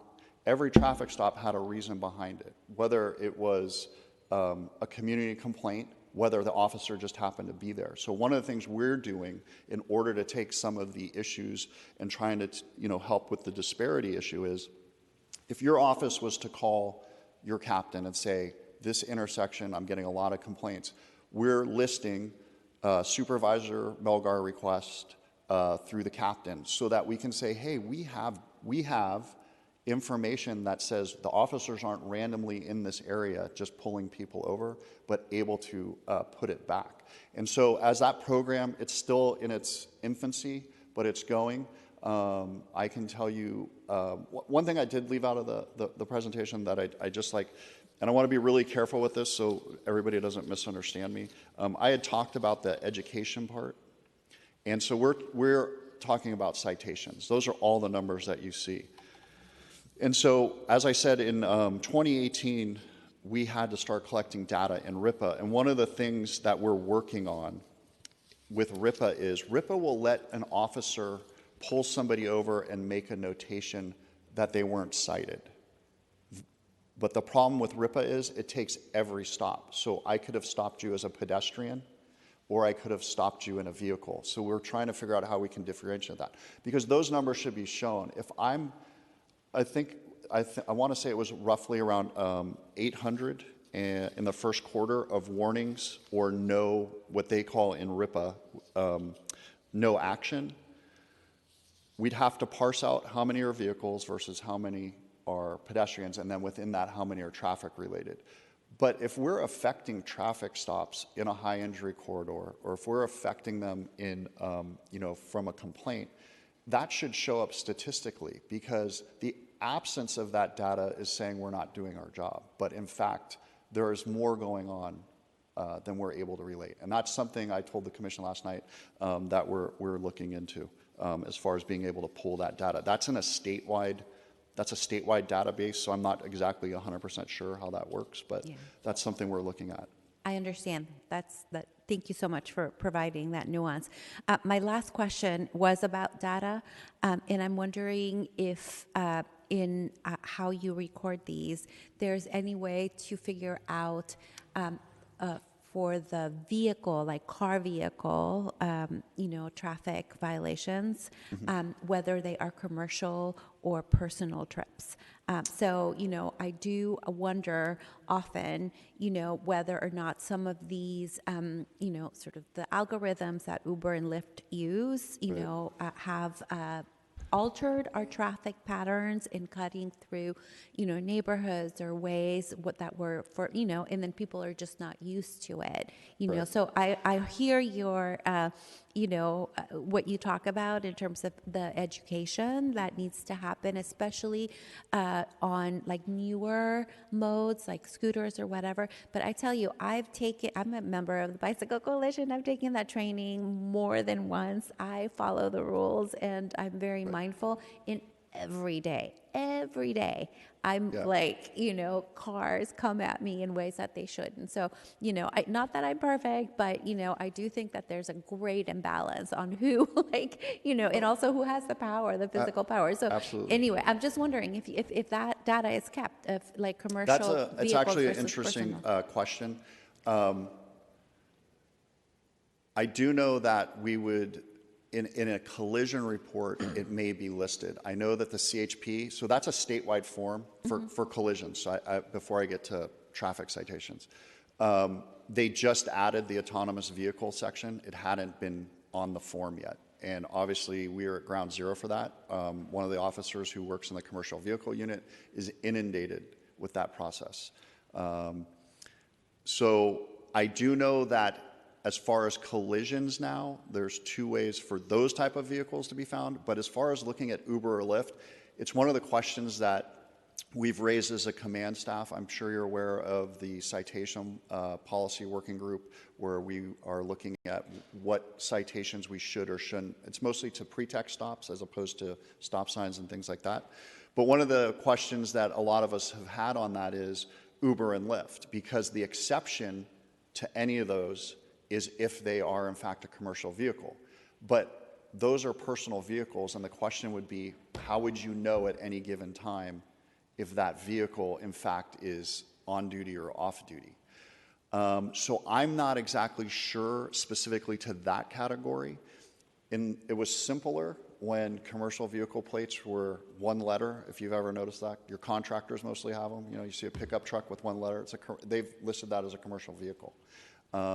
I don't know how we would be able to get that data off the plates. And the other thing I just want to address, I would love to give you as much data instantaneously as possible, but in conversations with the person who does our data, we're usually about 2 weeks behind internally. So tickets are issued 2 ways for moving violations. One, the traffic officers have an electronic ticket now, which is synced up to their phone. They can do all of that, and it prints out, and you get the... However, if it is not working, or some of the officers, and that can be anything from not being able to connect to the network, it's technology, it goes down, it happens. They're also writing tickets the old-fashioned way. So those take about 2 weeks after every month. That's why we publish that later, because we're waiting for those tickets to route themselves all the way down in good old snail mail. Supervisor Mandelman. Thank you, Chair Marr. I have, I guess, some confusion about a couple of the slides, so maybe we can go back to some of them. So the first question I have is on the slide that showed the focus on the percentage of stops that are focused on the 5. Are we able to get that?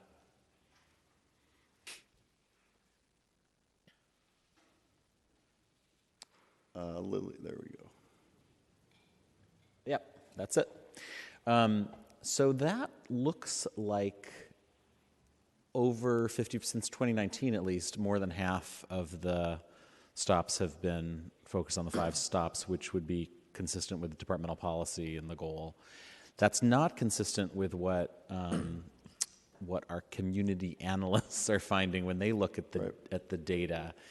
And I'm wondering if you know if you have a sense of what accounts for that difference. I can't, because I don't know where all the data was pulled from them, and we could be completely wrong. So we would have to compare the data sets that they used as prepared. This is the person within our group who does this.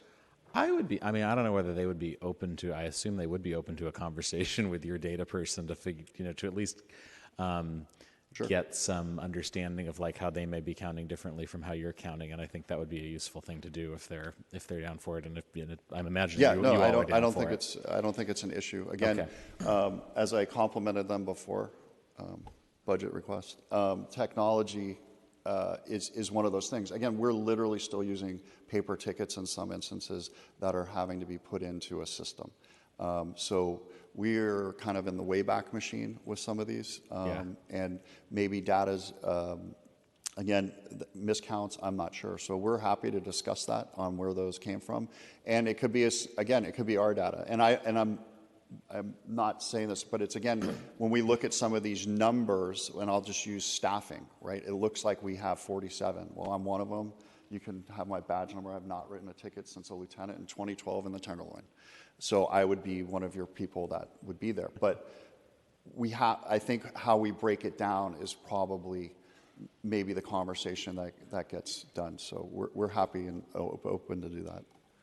I think that would be useful. And then I think you were talking about this a little bit with Supervisor Melgar, but the delay in public availability of data, so that it looks like, I don't know, maybe 4 or 5 months behind what's actually going on. Can you say explain why it takes that long to get the information out in a way that the public can kind of look at and understand? The delivery of the public, I couldn't answer that.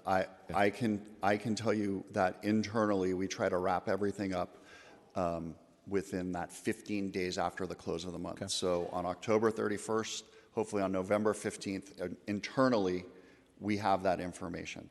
I'm not sure exactly. It's not my area of expertise. Right. I don't know how that information gets posted, if it goes through Data SF, if it goes through the technology, et cetera. So I don't have that information, Supervisor. Well, that is also a thing I'm interested in, and they're interested in, and maybe my office can work with you or your people and them and think about whether presumably there's a resource question as well, and so you may need something from the mayor and the Board of Supervisors to make that a thing that can happen. But it would be nice to be able to have a closer to real-time understanding of what's going on. I would love to be celebrating an increase in focus on the 5 because it looked like that was what was going on, but we don't know that because we're still looking at stuff from 5 months ago. So, right, and I'll just point this out again for internal. Where like these new operations that we've been doing since July, that literally resides within us. The tickets will be public, but we are trying to figure out, as we figure out the best way to deploy our limited resources, we're keeping track by hand and then entering it into a spreadsheet in order to be able to come back to you and say, well, here's an operation we held and we cited 12 people, but we advised 20 others, or vice versa. So again, you might need better data tracking and management systems, which Maybe. would be on us. Okay. we do. We do. You know, we're a big pot, but the everything goes to the department. But the nuances that we tend to get answered on is stuff that we can't capture, or we literally have to go back. You know, stunt driving, sideshows are a big question, but to relate them back to individual events, when I tell you that, you know, we've towed 10 cars, we have to go back and say, we've done all these cars, but you know what? That was not actually for a sideshow. That was for them fleeing the sideshow. So there's a nuance to that. Like everybody just wants to hear we're seizing cars, but we have to look at it when we get seizure warrants and things like that. And so the bucket, but then it takes a lot of grappling even internally to get simple things done. Okay. Well, if my office can be helpful in any way, at least in facilitating a conversation and or thinking through what your department might need, and maybe be supportive of that with the mayor's office and budgets, you know, maybe that's a thing we can help with.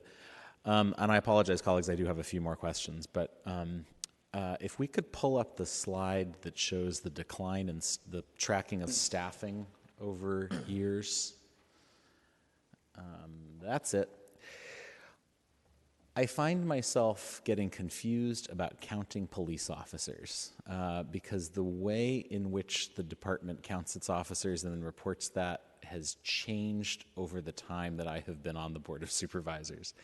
And so, and the reason this is, I'm stuck on this is I have it in my head that when we did this analysis of the state of traffic company in 2018 or 2019, that you were in the 30s in terms of staffing. Again, that kicked up to maybe in the 50s right before the pandemic, and then that ticked down. But that's quite a bit lower than these numbers. So I'm wondering what do you have a notion of why I would think the numbers are lower than they are here? Again, I think, and again, I'll just use 21, where you see 50. That includes me, all the way down to an officer on a motorcycle. And maybe we were just looking at the officers on the motorcycles. If you look at traffic company, there's a whole number. Got it. But they're not all doing traffic enforcement, right? So I think that's where there's some types of disconnect in numbers, that the traffic division, the MTA division, is much bigger than traffic enforcement. So again, I have we have a commercial vehicle person, and we have an events person, and so they're sworn, but they are not out there doing traffic enforcement. So this sort of gets to the, I mean, I think it was Mr. Braich who suggested that we have data on enforcement by officer number, and I see maybe some problems with that. I'm not sure that's a great thing for the public to be looking at necessarily, but I hope someone's looking at it. Like, I would like to know that the department has some way of tracking the efficiency of its officers and how much of their time is getting, productivity rates or something. And is that a thing that we do in San Francisco? Is there a way for you to know, like, overall this month collectively we're doing, we're spending Like, is the reason the number is low because nobody's doing traffic enforcement this month because we got pulled onto all sorts of other things?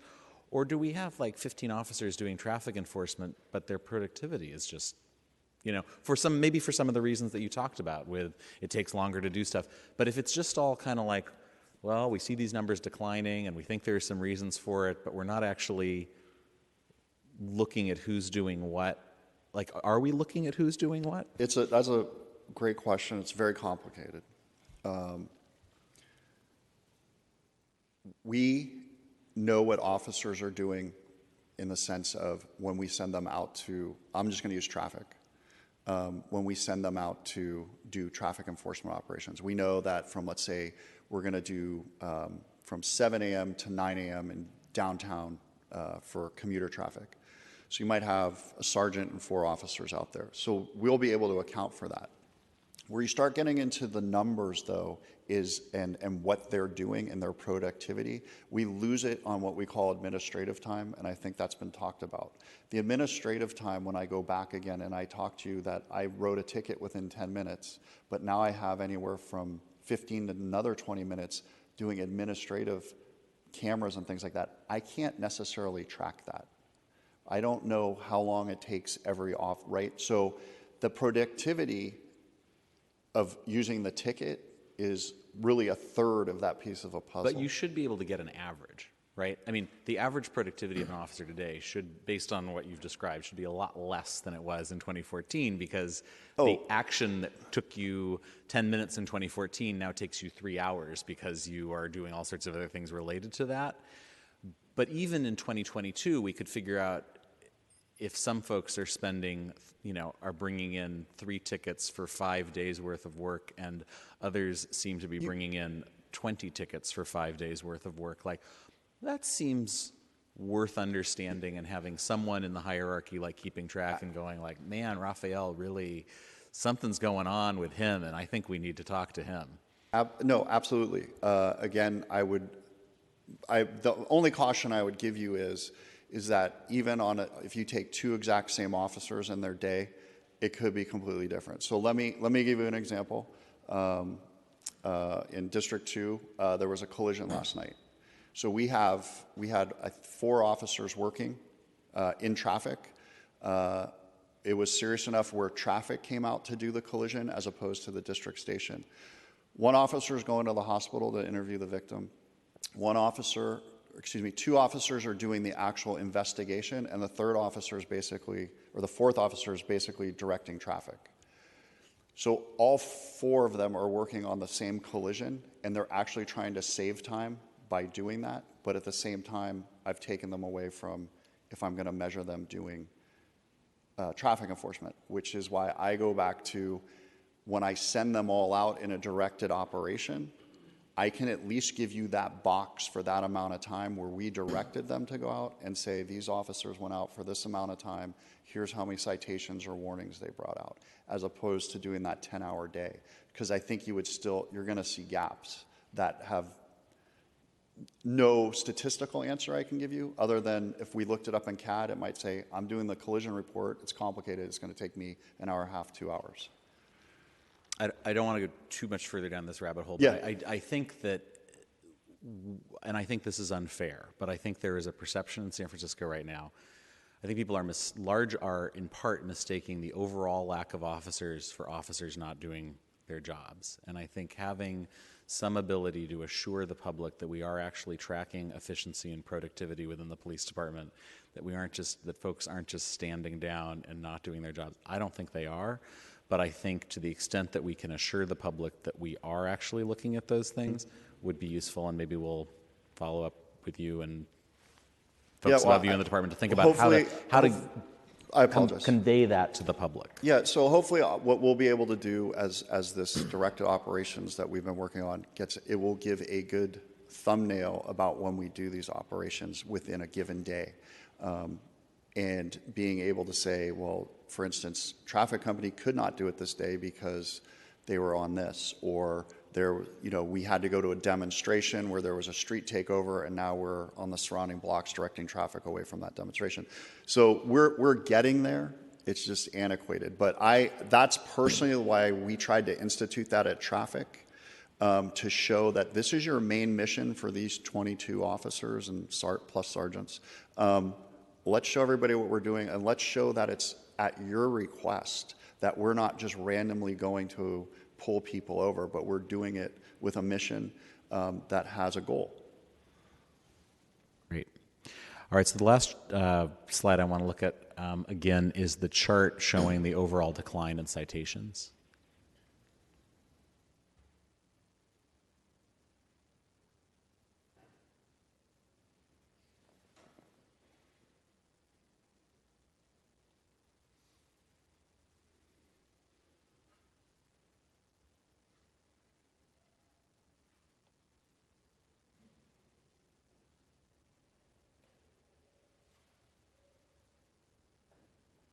How are we doing on that?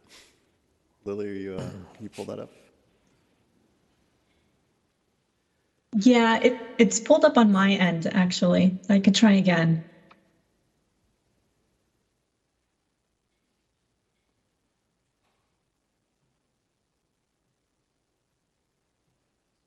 Through the chair, there is a bit of a delay when you see the PowerPoint.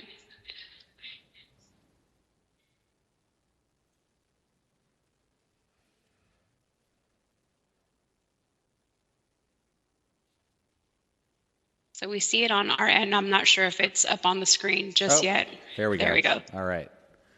Okay.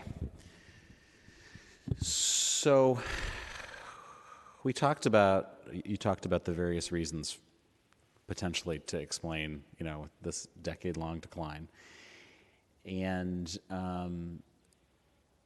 I could imagine a variety of responses being, needed. And maybe we can grant that we don't necessarily want the beige graph back up to what it was. But we probably we certainly want the blue back up to what it was in 2016. So, and we're pretty far away from that. And you may not be able to answer this right now, but I think we probably need to have a conversation with the police department about what does the mayor and the board of supervisors need to do? The answer may just be hire 600 more officers. But what do we need? But I actually don't think that is entirely the answer. What do we need to do to get from this 2021 little blue back up to a 2016 level of enforcement of the focus on the 5? I would if I'm you and I'm asked to do that seems pretty daunting right now, right? Go out and do this tomorrow, Commander Walsh. No, it can be as simplistic as that. So if I direct, again, I want everybody to remember when we talk about having these officers, they're on 4 real different shifts. They split a week, day watch, swings. So let's say today's day watch is a sergeant and 6 officers. And I say, I need you to go do focus on the 5 because Supervisor Mandelman picked based on you maybe had a collision on your district or you're getting complaints from your merchants, whatever that may be. So we want it to be something real, not just go do that. Let's relate it to a problem. So it's a focus on the 5 problem, and if that's all we concentrated on, we could do focus on the 5.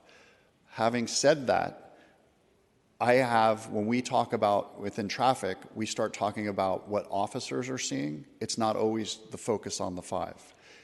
And so they're writing a ticket, cell phone is huge for us, and using devices while driving. So there's actually probably more than just those 5 within that we see at any given time. But if I send them out and say, we're going to do speed, I would probably need 1 and 6 officers, and they sit there with the car. Officer number 1 goes, officer number 2 goes. We could do that. But presumably we're ticketing people for being on their cell phones because we think that that's dangerous. Correct, but it's not a focus on the 5. Not a part of the focus on the 5. Right. But then maybe we need to focus on the 6, right? Or and presumably we need some kind of basis for, intuitively, it makes sense to me that if someone's on their cell phone, they're probably a danger, and maybe that's leading to more I don't want to take away from focus on the 5. They are the most dangerous collision-related If that's the case, then I want you back at 2016 levels, and not because something happened in my district last week that has everybody in an uproar, but because that's something that San Francisco has committed to doing, and we've given you the resources that you need to do this, even though your officers, for some very good reasons related to Ferguson and George Floyd and RIPA, are a quarter as productive as they were in 2016. So do we need 4 times as many traffic company officers as we did in 2016? That might be the answer. But I guess, and you don't have to respond to this right now because I don't. I think it's everything. I can't agree or disagree with anything you're saying. I think this is a confluence of issues that are coming. Staffing is one. It cannot be the only one, though. When you have less things to do, you have to figure out ways to be more productive, and I think that's what we're struggling with. And to your point, one of the things that we have in our directed ops is focus on the 5 mission that my captain or I or a lieutenant can go out to this intersection on the high injury corridors. But at the same time, I know because there's not a traffic car in the park district and Supervisor Melgar's, I have to deploy those resources that may not fall in that. It is yes to everything you're saying and no. I think if I'm going to argue for the 800 more, 600, 800, however, if I'm going to be as supportive of the department as I intend to be in terms of like staffing up, I need to understand how that is going to lead to a level of policing in areas that I think are important, like focus on the 5. And so I think, I'm going to ask that we continue this hearing to the call of the chair rather than file it. But one of the follow-ups for this is, and I don't think this is really you. I think this is higher up in the department and the mayor's office. But I think as a city, we probably need to have a conversation of how resourced we need our police department to be able to do the level of traffic safety enforcement that I think we need. And I think we need to be thinking about what effective policing looks like in the post-Ferguson, post-George Floyd era, where we are continuing to police respectfully, but are also doing some of the important public safety things that we were doing in 2016. I agree, and to use everybody's data, I think that the easiest way to do that is to make that a data-driven, where you can say that this intersection has a disproportionate impact of collisions, of pedestrians, or whoever the victim is, and we go to that area and we designate areas. And again, that's something we're trying to do in order to, again, mitigate and take away some of the feelings of being targeted. I do want to add one thing, again, sometimes we all want to see the sites, and I will be, again, it's anecdotal, but I'm with the traffic officers, and I don't want you to think that they're, with the sunglasses, and they just say, yes, ma'am, no.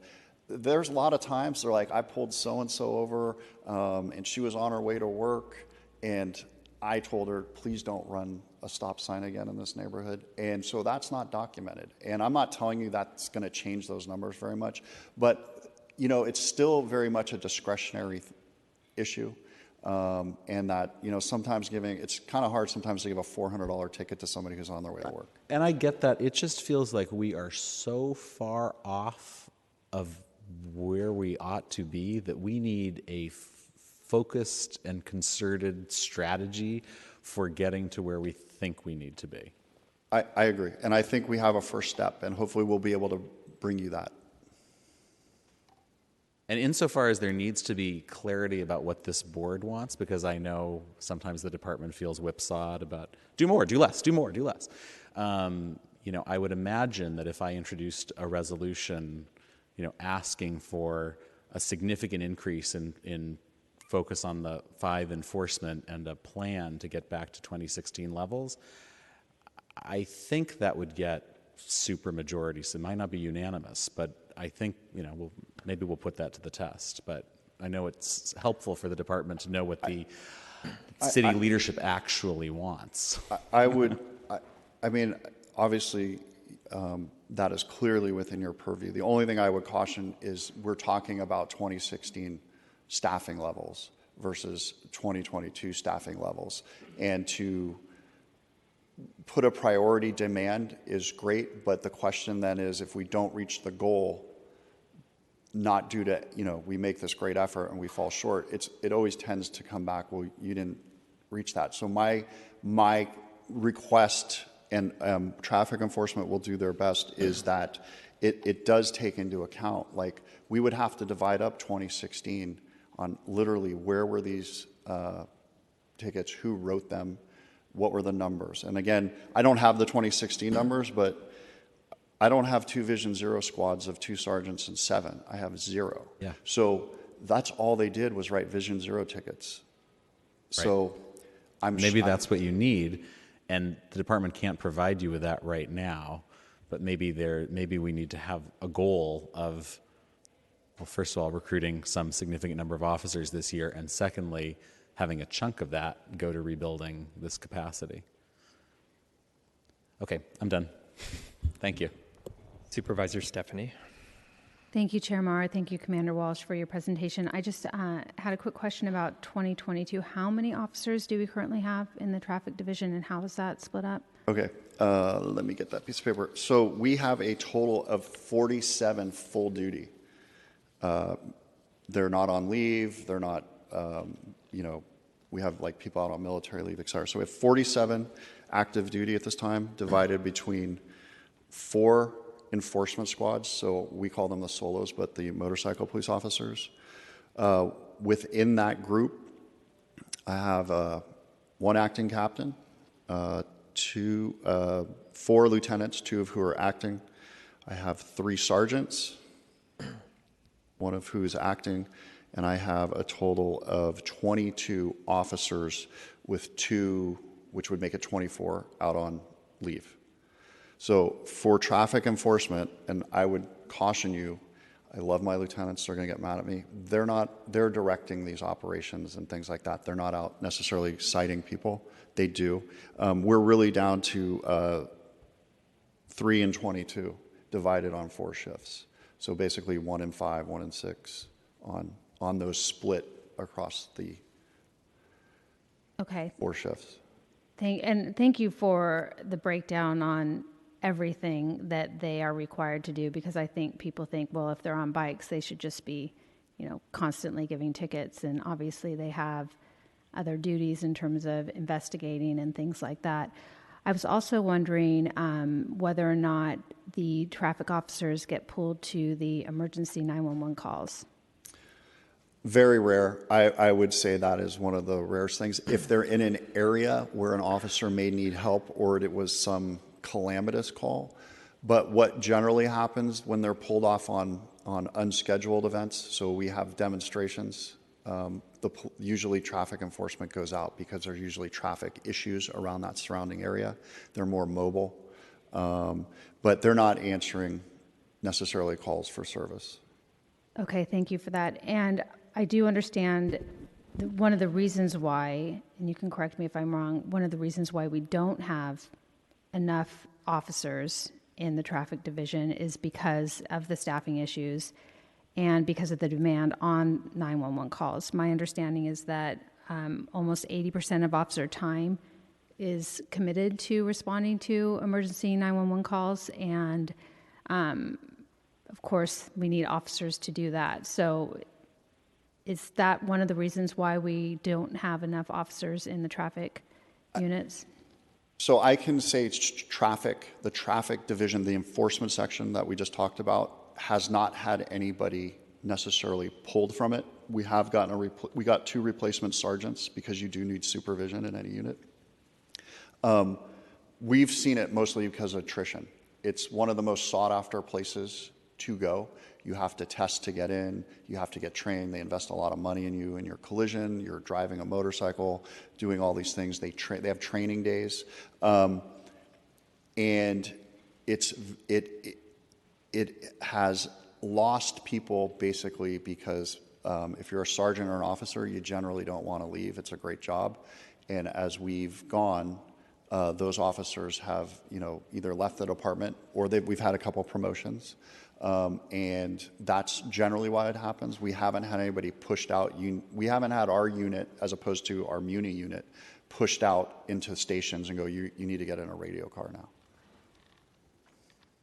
I understand, too, that the San Francisco Police Department has difficulty in recruiting officers just into the basic academy classes. Do you think that plays a role in not being able to then bring them up to traffic division, which is an extra academy class? It does. I mean, and it affects, again, our number one priority, and I think everybody from the chief on down understand, is to receive a 911 call. So when I was coming through, we averaged about 50 recruits per class. There were multiple classes that overlapped. The bubble under the Clinton era is kind of, I'm at the beginning of that generation, where they spent a lot of money to put in. So we're seeing that, and then again, I think a confluence of events. It's a really tough job. It's hard to be in San Francisco just to live, regardless of the job. And so I think that it's kind of a hard thing to recruit. So I think we generally are averaging about 25 people. And then if you look at what our attrition rate, I don't even know if we're keeping up that department wide. And one last question, and I am going to ask it. I think Supervisor Mandelman did a good job of getting at the question in terms of productivity and subjective opinions about what police officers are doing or what they're not doing. Do you have anything more to say to this notion that's been written about, that people think that police officers just aren't doing their jobs? I think it's like any... I think that the police have been under the spotlight for a long time, and I'm not going to make any excuses. I do think that there has been, and I think that anybody who kind of argues against it, there has been a bit of depolicing, that proactive end.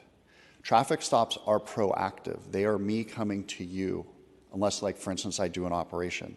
And so I cannot blame that reduction completely on that. I would say there's a component of that.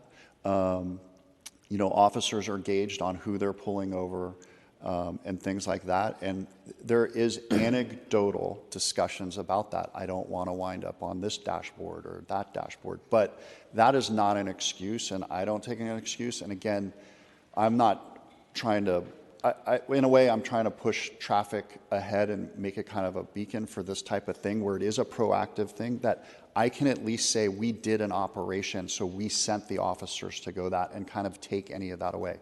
But I don't want to blame that whole relationship on what's gone over. There's a bit, but it doesn't qualify. I am sure, as in every organization, there are officers who see things and are like, I'm not going to handle it. It's been in the paper. We have to address that as leadership and say, you need to go do your job. In general, you know, there's 9 million ways to do that. I live in the city. I explained to officers when I was in field operations, that's my family, that's your family. You need to go out and go do your job to that expectation level of people you know, and not displace it. So any downturn is upon leadership to change, and on top of that, you know, to fight that and give them a tool. And again, I think the directed operations are a tool to say, and it's not a scapegoat leadership, oh, Commander Walsh told me to do it. No, here's the data, here's where we're going, here's the request from Supervisor Marr's office from, you know, a neighborhood on Irving Street that's having a problem with traffic. Those are all ways that we get officers to perform and make them feel that they can go do their job, especially in the self-initiated action. Thank you, colleagues, for all the good questions, and thanks, Commander Walsh, for your engagement, your responses and engagement in this important discussion. I just had a couple of questions myself, and first, I'm just kind of following up on this discussion about the staffing challenges in the department and how that's impacting traffic enforcement.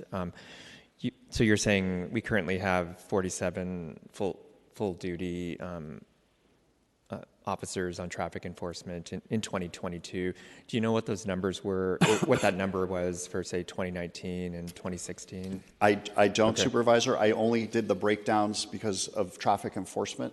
That's something that we can research through staffing deployment, but my breakdowns were specifically addressing one of the reasons, not the only reason, why there was a ticket decline. And only one reason is staffing. Mm-hmm. And there's so I only have those, and I'm happy to repeat them if you want, but I don't have the full traffic company and what they had.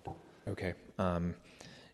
But it seems like there's been currently we're down traffic enforcement officers than in prior years.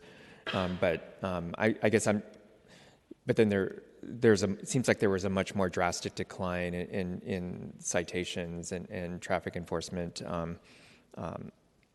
violations, both department-wide and also Focus on 5.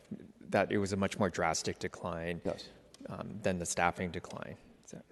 Yeah, there absolutely was. I was looking, and I am not going to quote them, but one of the things I was looking at, because we're all trying to figure this out, is if you go to the Golden Gate Bridge and just look at southbound traffic, and the reason I was looking at that versus the Bay Bridge, because you can stay on the highway to go wherever you want off the Bay Bridge, 80, hit 101, hit 280. You don't come on the city streets. But if you come across the Golden Gate Bridge, you're going to see traffic in San Francisco. And I'm only using the pandemic section because I think it was around 3 million or something like that.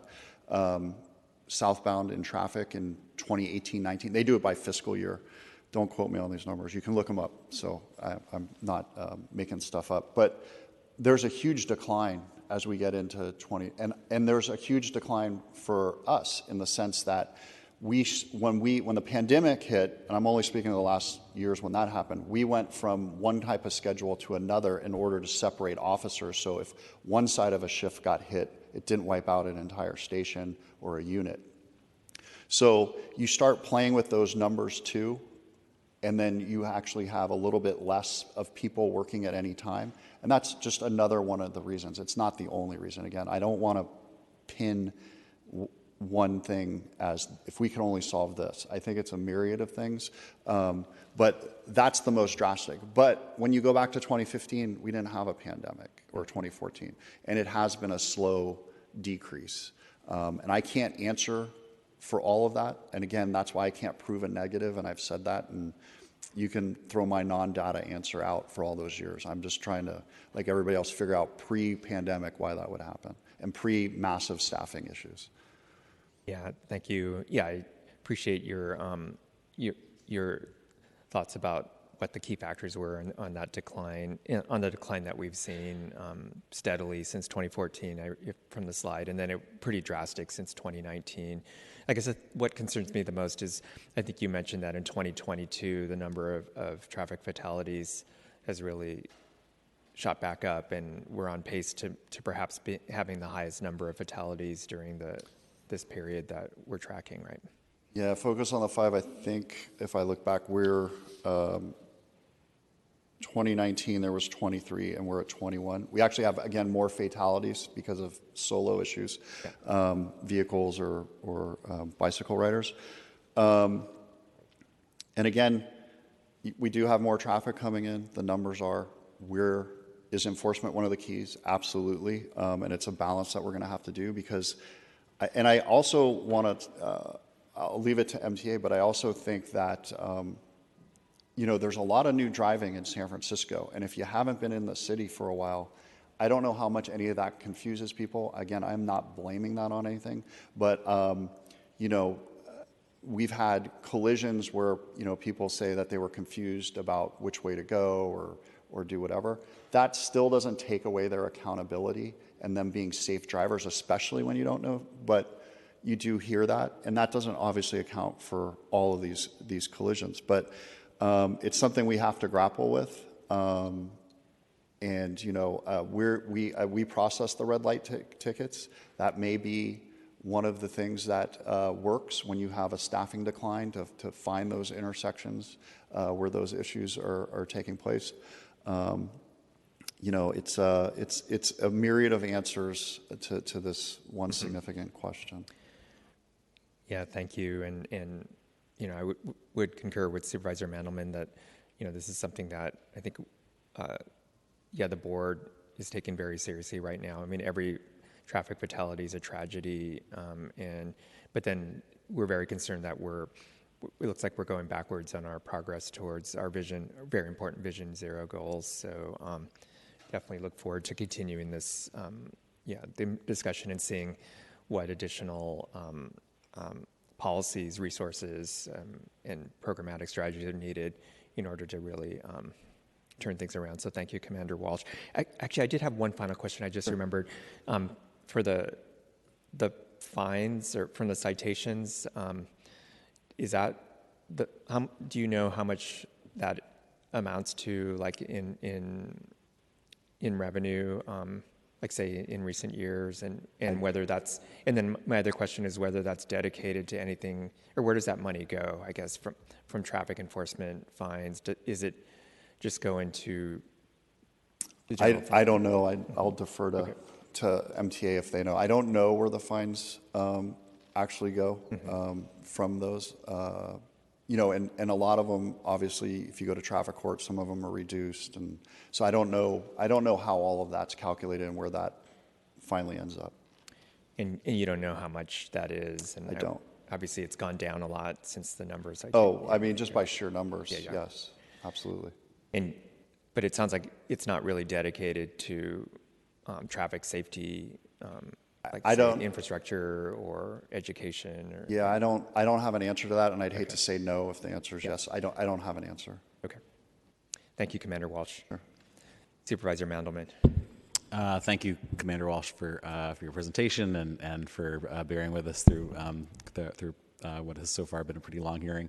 I want to thank you and your officers for all the work they do every day. I think that I am interested in having a conversation with your department about what it will take resource-wise to significantly increase traffic enforcement around focus on the 5 and other priorities. And also, I think there is a conversation about what political support your department and your officers need if they're going to be engaging in more assertive policing. You know, I think your department has done an extraordinary job in reducing bad encounters between San Franciscans and the department over the last, 6 or 7 years. I think we now need to think a little bit about how to try to keep that progress and success, and also it cannot mean that we do not address important public safety challenges, and I think where we are with Vision Zero is an important public safety challenge. So things are never easy for the San Francisco Police Department. I think things are going to become even more complicated going forward. But thank you for being here, and thanks for all the work you do. Thank you. Thank you. And then last but certainly not least, eager to come up, Sean McCormick, the Director of Parking Enforcement and Traffic, and Tom McGuire, the Director of Streets Division, and thank you for being here with us this afternoon. Okay, thank you, Supervisors. Thank you, Chair. If we could have the slides, please.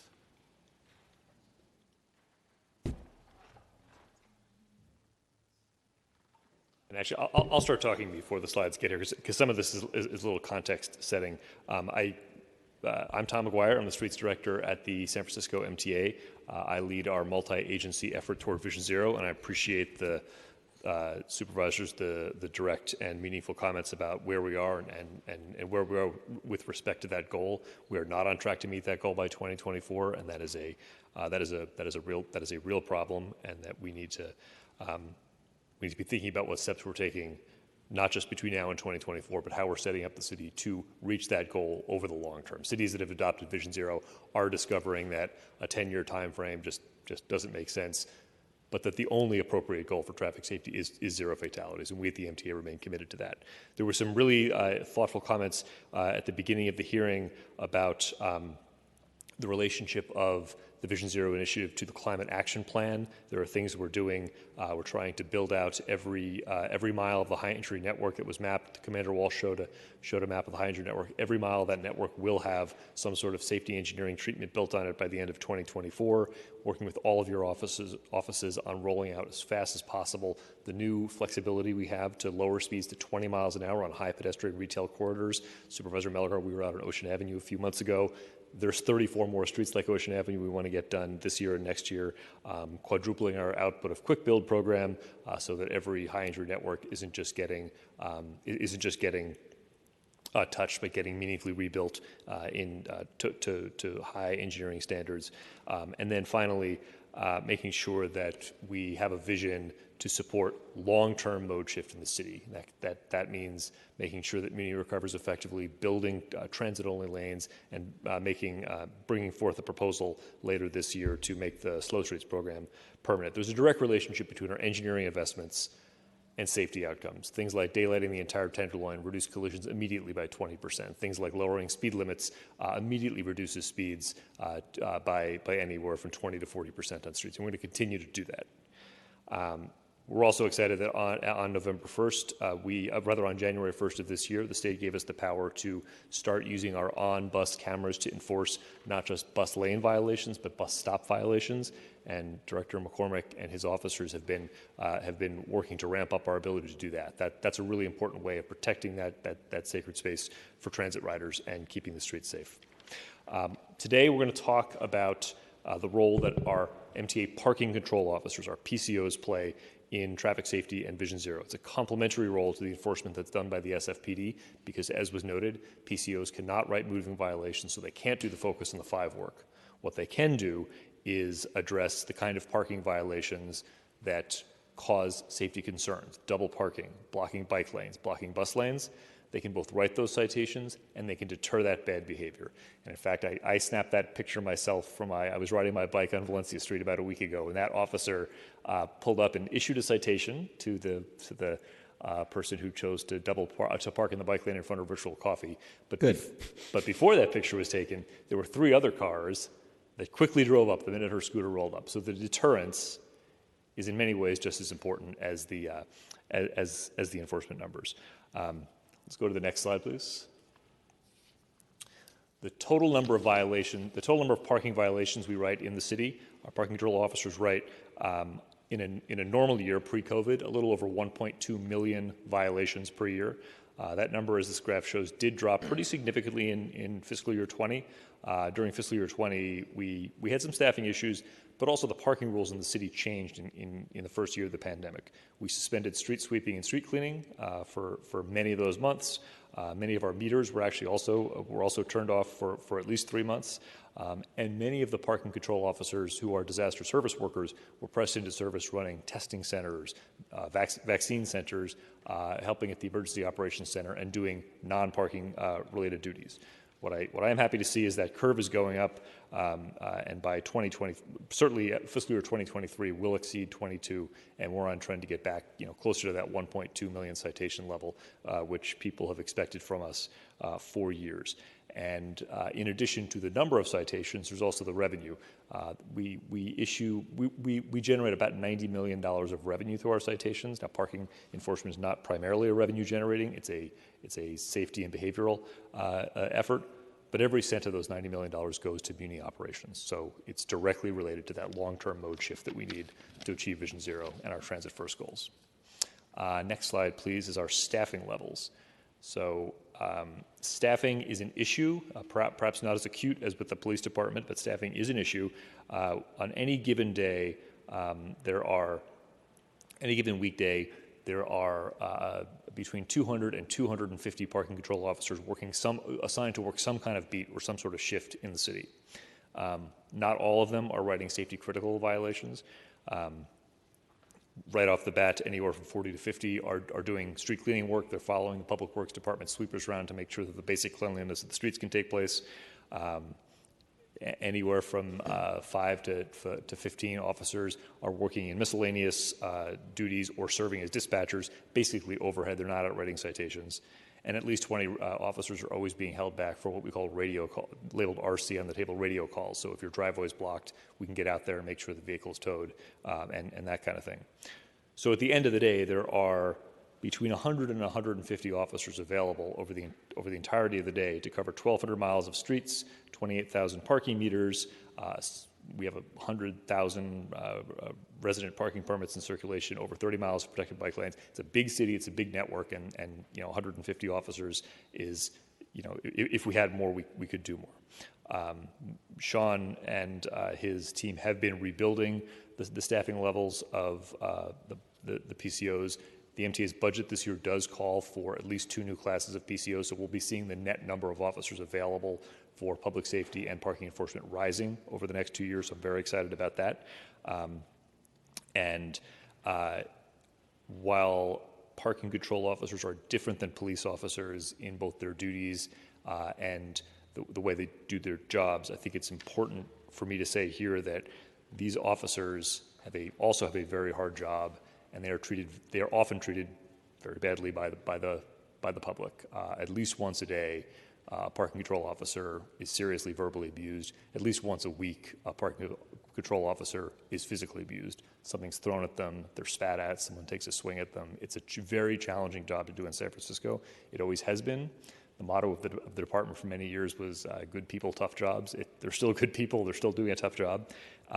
And we are working to do everything we can to support them so that the efforts through our budget and our hiring process are not eroded by attrition.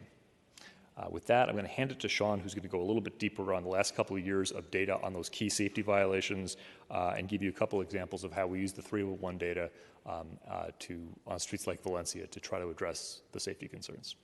Take it away, Sean. Thank you, Tom, and thank you very much. Sean McCormick, Director of Parking Enforcement and Traffic. Next slide, please. So this is our, for lack of a better focus on traffic congestion and safety issues. So the primary categories being obviously double parking, bike lanes, obstructing traffic, being in bus zones and over 18 inches from the curb. With the exception of the bus zone, all of the other ones are somewhat combined. Sometimes when we get calls into 311, some people will call it double parking when they're actually parked in the bike lane. So we try to combine those all together. So in 2022, we had about 33,000, a little more than that, violations issued. Prior to COVID, we were issuing in the range between 40 to 50,000 of those violations. So that number's starting to come back up as traffic's coming back up. And if you go to the next slide, please, you'll see the breakdown of how those citations fall out. Obviously, a majority of them are double parking. And then the next biggest category is actually a bus zone, but right behind it is a bike lane. So between the two of those are the violations that we see the most out of that 33,000. To take a look at what's going on already this year, if you go to the next slide. So the numbers, obviously, they're not as dramatic as they were, but that's only the first quarter of the year. But those numbers are actually trending to be about 25% higher than they were in 2022. So we continue to focus on that. And the breakdown, if you see on the next slide, will show you almost a similar trend of a little bit more than 50%. Next slide, please. There you go. So the 50% of double parkings just dropped a little bit, but we've seen that bike lane enforcement is the second category now, exceeding double parking. So they sort of flip-flop their numbers, but it's a definite focus on what we're doing. And if we can go to the next slide, we'll talk a little bit about 311. So what we do is we get a lot of requests that come in through 311 for blocked bike lanes and for double parking. We know historically that a lot of those citations are not enforceable by the time we get there. We get the call, by the time we can dispatch somebody drives over there, that vehicle's long gone. So what we've done is we're using the data that comes from 311. All those cases will get closed. We aggregate it, and we generate a heat map. So this is a heat map of the last quarter, so from July 1st through September 30th of this year, to identify those areas where we have the most violations being reported by the public. And you can see the biggest area that you see in there, the big red circle, that's primarily Valencia, in that Valencia corridor. All right, another one that hits that area as well is we get a lot of complaints on Mission, which obviously is a border of Valencia, when people double park in the buses are now driving on the wrong side of the street to get up the street going northbound. So it is hugely allows us to target enforcement in that particular area. So the two big corridors for us, Valencia and Folsom, that we see the majority of the complaints that are coming in on a regular basis. And just as an example, if we go to the next slide, we just can take a quick look at Valencia. So the totals at the bottom are all the violations. So when you look at the numbers on there, they don't add up to the total because we've pulled out some of the key violations like street cleaning and some of the, temporary construction signs that are unrelated to the type of enforcement that we're looking at. But that's how the citations break out of the different types of violations. So even when you see a high number of meter violations on Valencia, that's also helping to do exactly as Tom mentioned. When a PCO is driving down the street looking for meters, they're also at the same time being effective deterrent for some of the bad behavior that's occurring on Valencia. So that's just a quick look at the numbers that we have. I know we're sort of tight on time, so we'll conclude right there if you have any questions. Thank you. Supervisor Mandelman? Yeah. Thank you both. I guess my first couple questions are for Director McGuire. And I want to go back to that question that I asked our earlier presenters about our belief that these tens of millions of dollars of infrastructure investment that we are making San Francisco safer and are important. And can you explain why we should continue to believe that, given that the numbers are still so bad? Yeah, great question.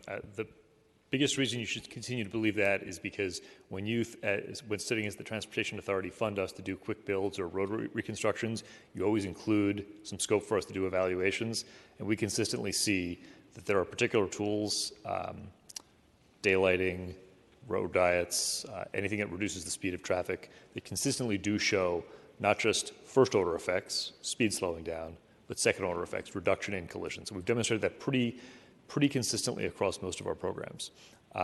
We published a little bit of that. This is our action strategy that came out in the fall of 2021. It reflects 7 years of learning. There are things that we thought would be very effective back in 2014 when we adopted Vision Zero, which we found are not as effective right now. We've gotten away from that, and we have definitely focused more on infrastructure. But I think the simple answer is, you always challenge us when you fund things. Whenever you challenge fund street infrastructure changes, you challenge us to demonstrate through evaluation, and we are winnowing down to the tools that our data proves are effective. And we can show that those infrastructure investments that we make the areas where we do them safer. Yes. But overall, the city continues to be pretty dangerous, or yes. In fact, I mean, in some ways, it's analogous to some of what we see around what we were seeing in the Muni Reliability Task Force in 2019, where we were looking at service and reliability, and we were seeing that there were real improvements from things like the red lanes, and that stuff we were able to move more people, but then there were other things that were coming into play, like TNCs and other new inputs that were adding additional congestion and were undermining the progress that we were making with some of the physical improvements we were doing and actually getting good outcomes from, but it was sometimes that was obscured by the other the new stuff coming in. So that makes sense. Right. Given that, can you explain why we're moving so slowly on the red light cameras? It feels like we're moving slowly on the red light cameras, and it feels like that's an intervention that should make a difference. So the red light cameras do have an important place in the system. We are, I believe Supervisor Stephanie mentioned earlier, we are building out 8 more red light cameras around the city. In our current budget, we have 16 already. Red light cameras are expensive, and the return, from a sort of cost-benefit point of view, I would rather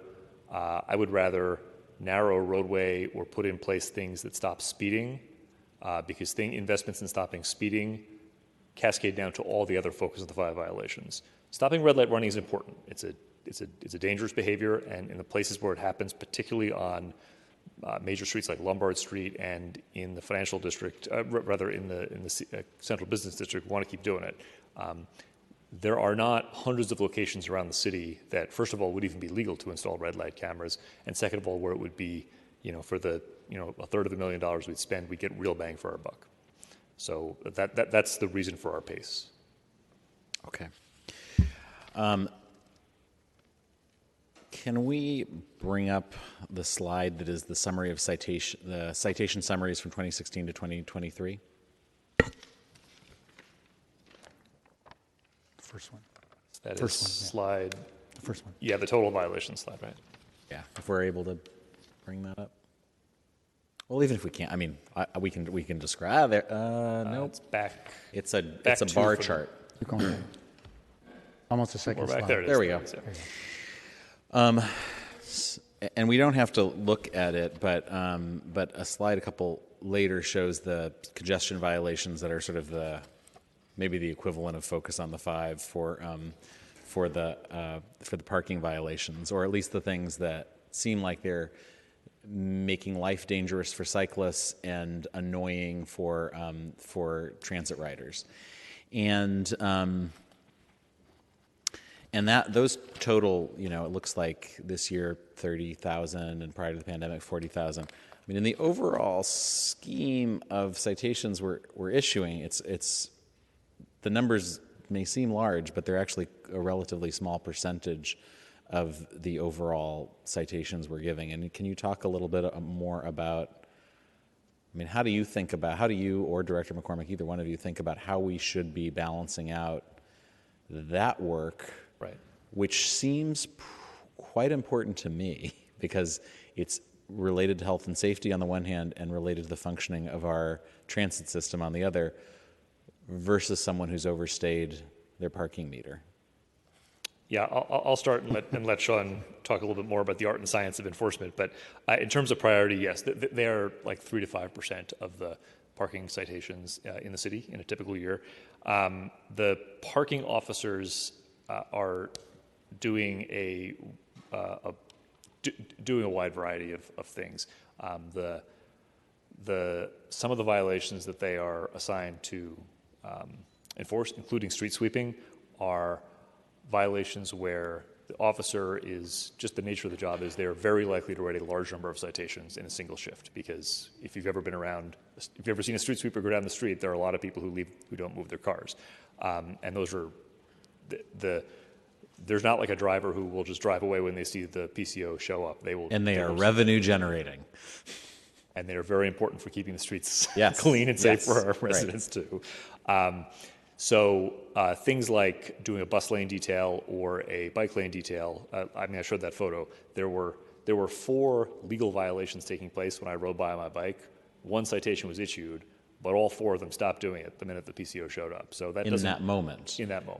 But to have an impact over time, you essentially need to have a PCO driving up and down if that's the way we're going to deal with this, a PCO driving up and down all the time. And can you explain, this was something that I did not understand. There is great interest. We've received emails about it. I don't know if my colleagues have. People hate this behavior. It drives cyclists nuts. It drives drivers who are driving by and see other drivers being, jerks in the bike lanes or in the bus lanes nuts. And it's infuriating. And can you and so there is interest in other jurisdictions that have figured out, bounties, and people can send in photographs of this bad behavior, and then that person will suffer a consequence, which is satisfying, and also seems like a far more reliable preventive than sending a PCO out there once every week. Why is that something can you explain? And we talked about this in my office, but it's complicated to do that and impossible right now in San Francisco, is my understanding. And can you explain why that is? I'll let Sean explain. I'll explain a little bit. It's actually impossible to do in the state of California. California.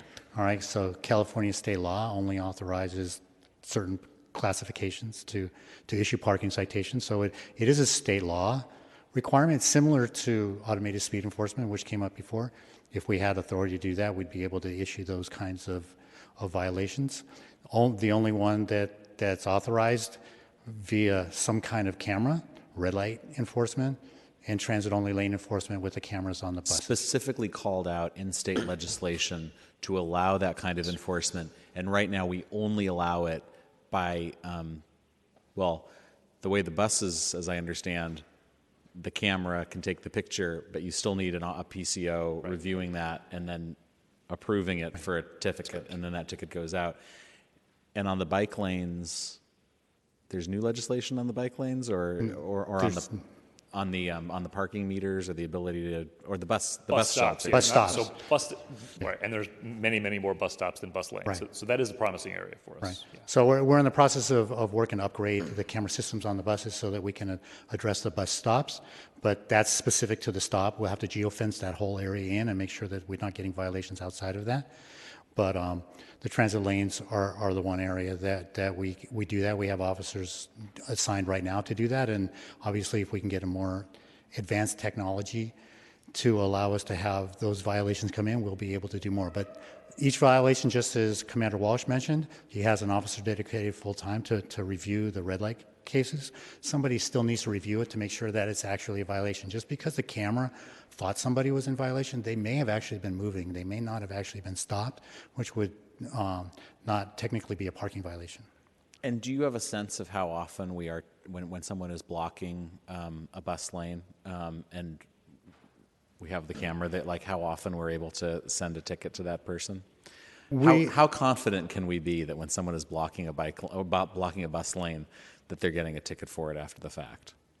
Well, based on the cameras that we're able to review on a daily basis, pretty much everybody that gets reviewed on that camera is, but we're not able to pull every single bus tape every single day from the buses. It's a manual process right now. We want to get to a more automated process so that we're actually going to be reviewing 100% of the potential violations that the buses are seeing when they're doing. Do you have a sense of what percentage we're reviewing now?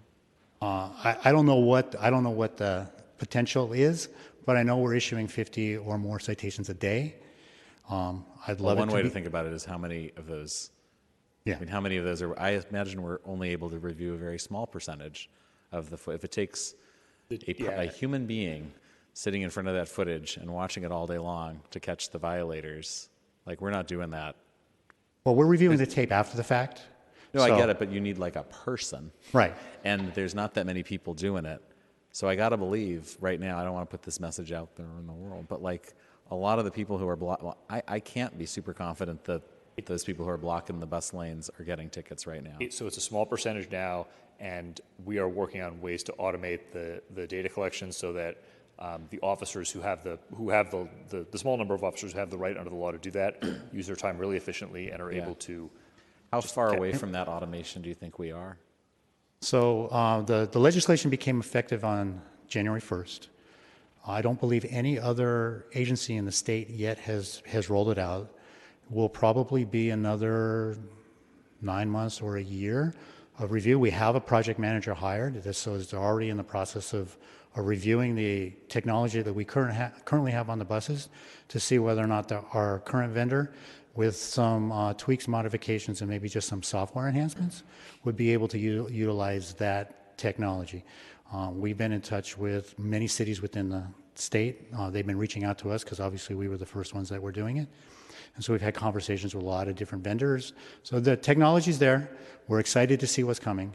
But I don't think any other cities, other than Alameda County, which has already been doing it, but their expansion is in the same boat. It's going to be another 9 to 12 months before you start seeing this happening throughout the state, which is actually going to help when we have visitors in the city, because they're going to be familiar with that kind of enforcement across the entire state, and not just something different that happens in San Francisco. So that's encouraging, and I in my office, I'm sure other offices will be interested in hearing how you're doing on getting that automated, so that there's a pretty high likelihood that if someone is blocking a bus lane, they're going to get a ticket for it. But we have nothing similar, am I right, around bike lanes? There's nothing for bike lanes in the state law. And so we would need a state law change to make it easier somehow to be collecting photographic evidence of bike lane violations and then generating tickets for that. Yes. It depended upon how they chose to enact that legislation. There's all kinds of different ways to potentially consider that. Let's say, that's a thing that my constituents would really love, I think. Okay, so and in fact, we have actually, my staff would be sad if I didn't note that we have reached out to Senator Wiener's office to explore whether there might be a path there. So, okay, thank you for your work. Those are my questions. I see my colleagues have questions. Supervisor Malgar. Thank you so much, Chair Marr. So my first question was about the heat map that you put up. Can you put that up again? Please. Somebody else has got to do that.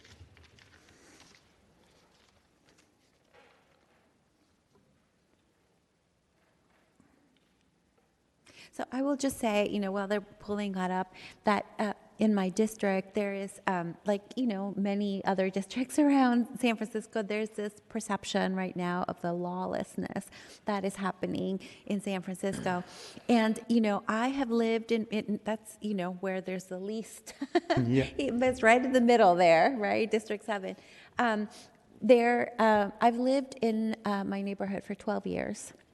As the supervisor, I spend a lot of time on the commercial corridors, Ocean Avenue, West Portal, Taraval, and Irving now.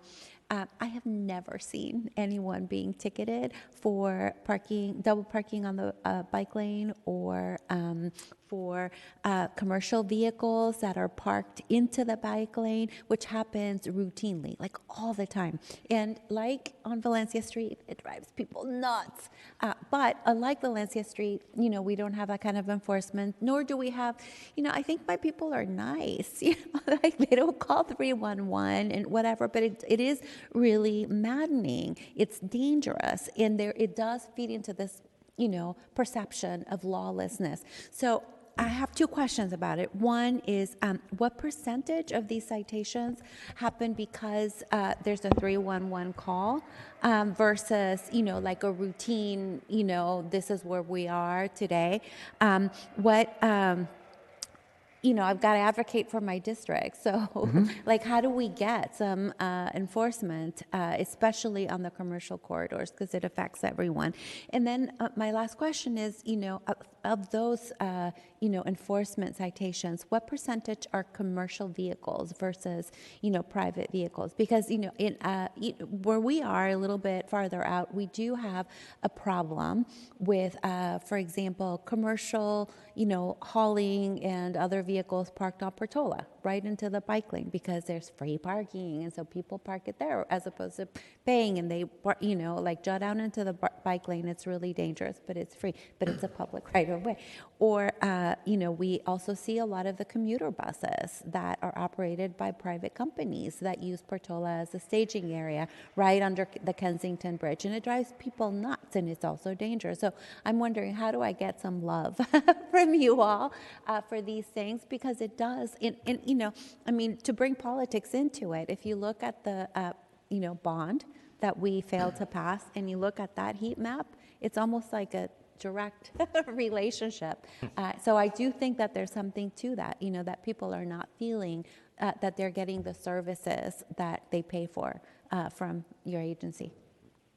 Thank you. You want to answer the 301 question? So with regards to 311, with regard to bike lanes and double parking, as I said, all those cases that come in are actually closed, and we use the heat map to direct. So any violations that are issued, and I know there are violations for bike lanes and double parking in your district throughout the city, because there's an officer assigned there. I've personally written some myself. So all of those are either an assigned officer specifically going down there to address some of the heat map identified areas, or as the actual patrol, because we do patrol your meters on Ocean, and we patrol those areas, and there's an officer that's actually working that area on a regular basis. We do enforce, a lot of that residential parking that you have out along in those areas. So there's officers out there on a daily basis. We actually have assigned our beat maps in a way that ensures that the entire city is covered every single day, even though somebody may have a very large area because there's a staffing shortage, or as you saw in the details, Mondays and Fridays are less people, so people will have multiple areas. But we try to make sure that there's coverage throughout the city every day. So the percentage that actually come from the 311 is 0, because we we use that data to get us to a point where we're able to be more effective. Because if we just chase one, we're literally chasing our tail, and we're not getting anybody out of any of the zones because we're just chasing around calls that are already gone by the time we can get there. And then to build on that, the maybe broader question, how do we get some love in District 7 or areas that don't show up really red on the heat map? I think there's making sure that there are officers out there being visible, both deterring and enforcing, regardless of where the bike lane violations are. There are parking violations in every neighborhood. And something Sean's really focused on in his 5 years here has been to kind of reshape the daily work of the parking control officers so that you're not just a resident permit officer or a meter officer. You're there to enforce all the parking violations you see to maximize safety. And that is an evolution. DPT has existed for 40 years, and I get it. It's just a little goes a long way. It does. And I this agree. is not to the enforcement of violations, but we struggled for many years to get that bus stop on 10th and Pacheco, and when it finally was done, as you know, 15 of the neighbors came out and gave your guys coffee because they were so grateful, for taking care of the safety issue in their neighborhood. It was 8 in the morning, and we had 15 neighbors out there. It was like a little morning party. I just think that, a little bit goes a long way, and it makes a huge difference in the quality of life for people. Thank you. Supervisor Stephanie.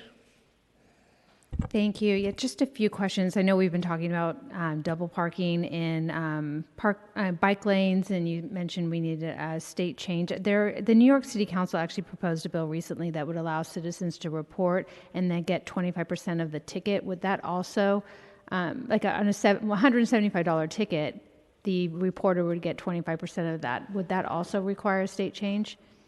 Or is that something you have even considered or talked about? I think that's something that we want to have a conversation about, the kind of the equity and governance of that with you as the Board of Supervisors and our own board. I am familiar with the New York bill. There are some safeguards to prevent it from being abused, but certainly one thing we see just in 311 is there are several times a week we'll get a call that is purportedly about a tow. Somebody's blocking my driveway, somebody's illegally parked in my street, but it's really an intra-neighborhood dispute, and they're kind of using the system so we want to be really careful about making sure that a tool that powerful is used for good and not. But it's promising. We do want to investigate it for sure. Right. I was just wondering if you had thought about it. I'm not for turning citizens on one another, but it is a problem with people parking in bike lanes. It's a significant issue.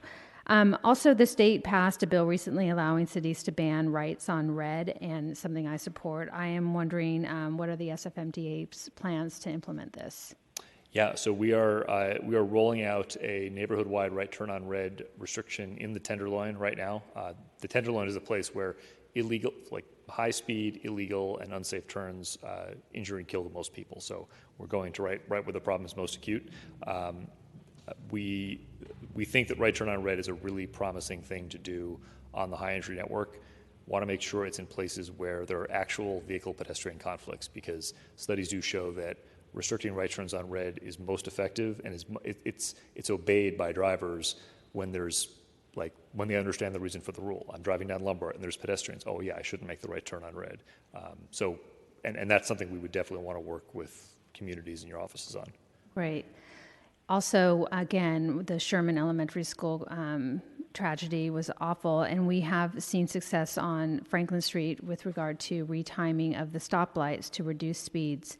And I'm wondering what your plans are to make changes to the built environment to help reduce speeds across the city, because we've seen that to be effective. Yes, so timing traffic signals is a low-cost way to get the entire system to slow down a little bit, especially on streets like Franklin. On Franklin, we're working with the community to go to each intersection on Franklin north of Broadway to slow the speed of turning traffic, in some places prevent dangerous left turns being made at a speed faster than 5 miles an hour, so slow down the specific behavior that tragically killed the professional at Sherman Elementary, and giving more walk time so that the pedestrians, again, especially pedestrians who need the most visibility, kids and seniors, can take control of the intersection. So that's the toolbox for Franklin, and that's something we do all over the city. I think the other thing that complements this is our quick build program, where we are, again, on a corridor where we prioritize bikes, doing protected bike lanes, making sure we use the best tools we've got. If we're looking to manage traffic speeds, it's the traffic signals and the road markings and everything together, so that we're really attacking the problem once. Thank you. And one last question about state cooperation with issues like on Lombard Street, 101, the high injury traffic corridor, one of them in District 2. I've been working with the SFMTA to try to reduce the speed along Lombard Street to 25 miles per hour. And I'm wondering if you have any thoughts on why it's taking Caltrans so long, or what is the impediments to, how long is it going to take for us to do that? And do you see it as a possibility? I do see it as a possibility. I think we've had some great conversations with the operations and legal folks at Caltrans District 4, specifically on 25 miles an hour on Lombard. We have a different idea about speed management in San Francisco than even the pretty enlightened folks at Caltrans do. Caltrans thinks in terms of the way the state speed law is written. It's about not having speed traps. It's about protecting motorists from unfair speed laws. In San Francisco, we care about protecting pedestrians and communities from unsafe driving. And so it's a little bit of a paradigm shift, but I am confident we're going to get the Lombard 25 mile an hour done. Great. Thanks so much. I don't have any more questions.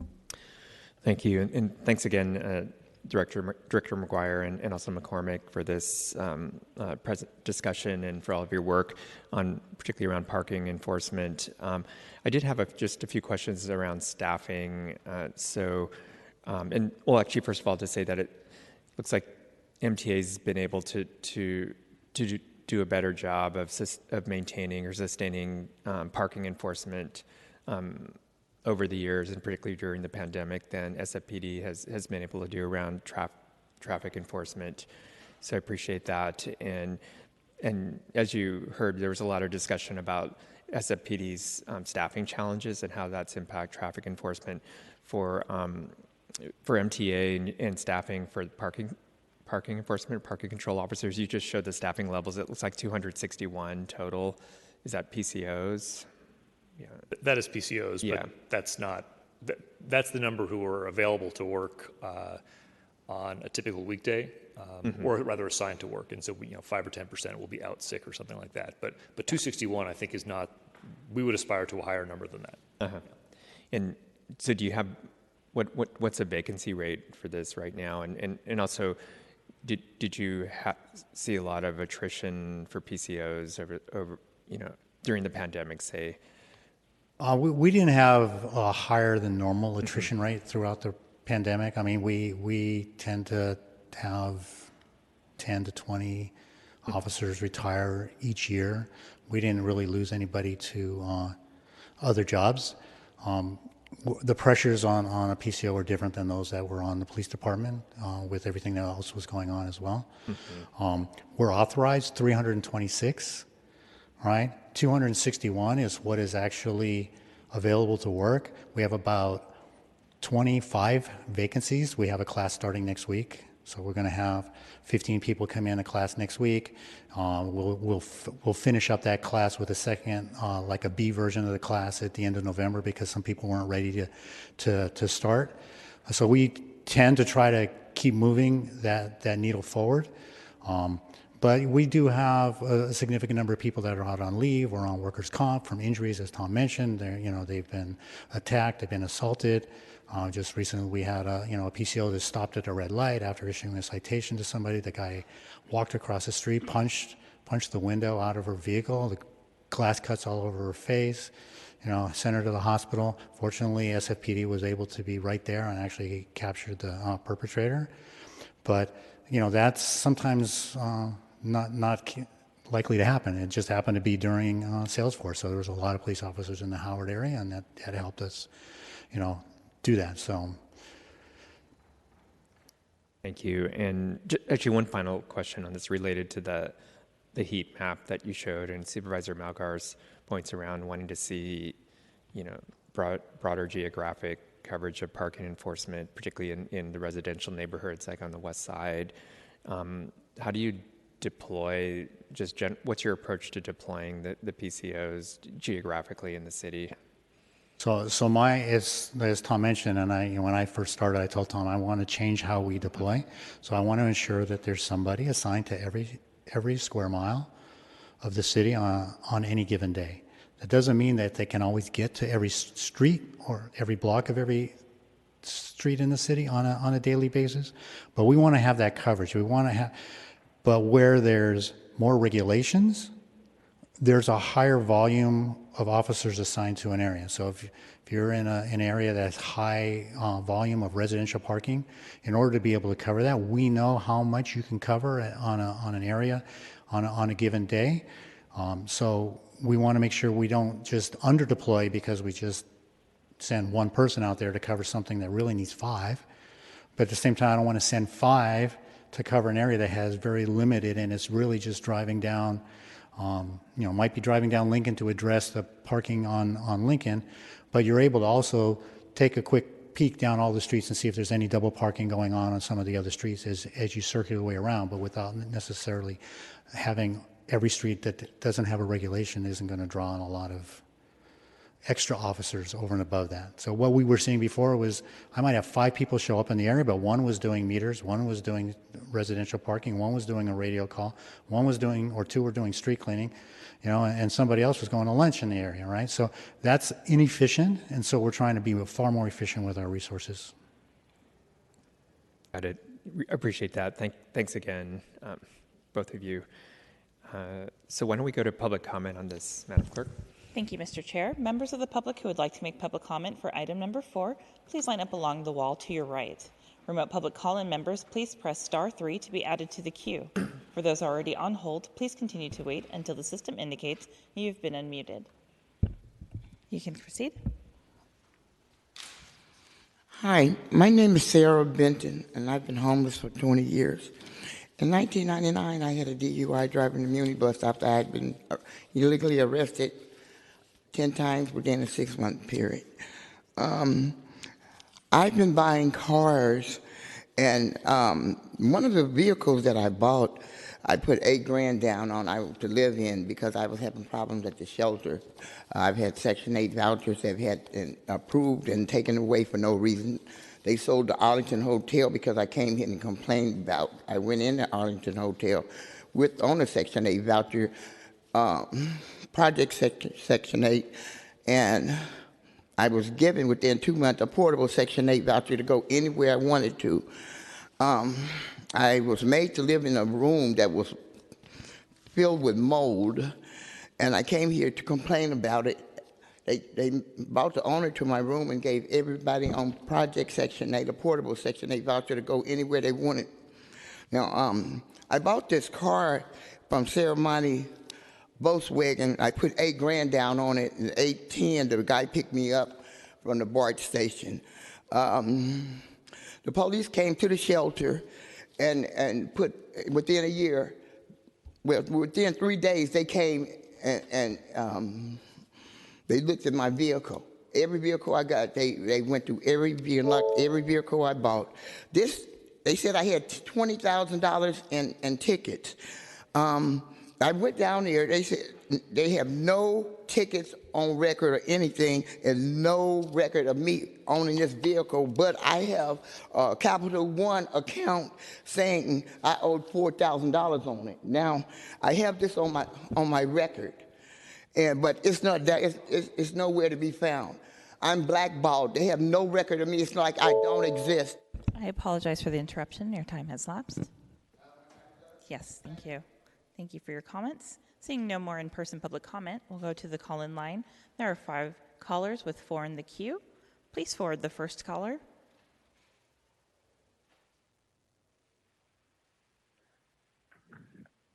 Good afternoon, Chair and Supervisors. Wesley Savers, Senior Policy Manager for Glide. I'm also calling on behalf of the Coalition to End Bias Stops, now representing over 80 local organizations who are united in our goal to end pretext stops in San Francisco. Now, regardless of whether the number of officers or tickets issued is down, racial disparities in enforcement are persistent, which is all the more damning. I mean, this discussion must center the people who are impacted by racial profiling and traffic enforcement, the attendant harms, and account for it in our solutions. Traffic stops are the most common way that people come into contact with law enforcement. And Stephen and Luke rightly named in their presentation that there's too much emphasis on non-public safety enforcement, namely pretext stops. Now, those pretext stops, they're not making our streets safer for people who walk, bike, or drive. San Francisco is mirroring the state and nation in over-policing communities of color via these pretext stops, and that leads to police misconduct, use of force, and it's already been banned in other jurisdictions. And recent SPUR analysis shows that black drivers are disproportionately stopped and searched by SFPD. And these same stops and searches, they lower yield rate. They're clearly unjustified, and it's tantamount to harassment. So these disparity rates, they've not changed significantly since SFPD began collecting the associated data. And because of that, we should be aggressive in our approach to addressing these harms, which have left a deep and lasting impact in our community. The Police Commission's DGO 9.0 working group, they're in the process of revising the traffic enforcement policy, and San Francisco really, I think, is ready to be a national leader and stop the pretext. Thank you. Next caller, please. Good afternoon, Chair and Supervisors. My name is Brian Hogsman, and I am the Advocacy and Policy Manager at Walk San Francisco. Thanks to Luke and Stephen for their data crunching, and I'm grateful to Supervisor Mandelman for calling this hearing because we know that the city's commitment to ending traffic deaths and severe injuries isn't just something for the SFMTA to focus on, nor really is it something they can do alone. The city's Vision Zero commitment was signed by a dozen different departments and agencies, and we really need every single one of those departments to be held accountable for their commitments. Walk SF is concerned that the current traffic enforcement isn't focused on traffic safety, but instead for low-level, non-dangerous offenses, especially in equity priority communities. In 7 of the 10 police stations, we saw that the majority of citations are not focused on the 5 in recent years. We've been asking for a focus, for any enforcement to be focused and aimed at those 5 most dangerous driving behaviors targeted on the high injury network. Other agencies, use data to prioritize their limited resources. We need the SFPD to be using that data too. But this is not what we're hearing from the department. We've already had 15 pedestrian deaths this year. 93% of those of the pedestrian fatalities have been on the high injury network, and we're on track to have one of the most deadly years on our streets. We need to see real accountability and improvement in the SFPD strategy because every week that our city agencies aren't following through on their Vision Zero commitments, more people are dying just trying to get around the city. Thank you. Thank you for your comments. There are currently 7 callers on the line with 3 in the queue. Please forward the next caller.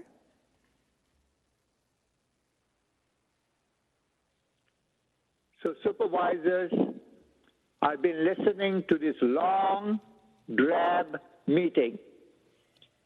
My first question to you, supervisors, is, do you understand what is a legacy technology as opposed to a digital platform?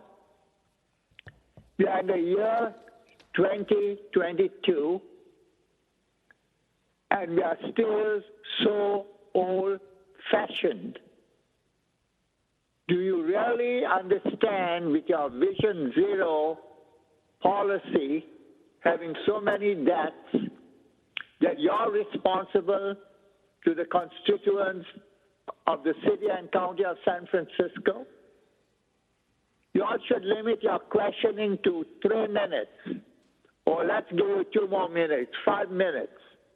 You all talk too much. You all cannot find solutions. You all are not educated on issues.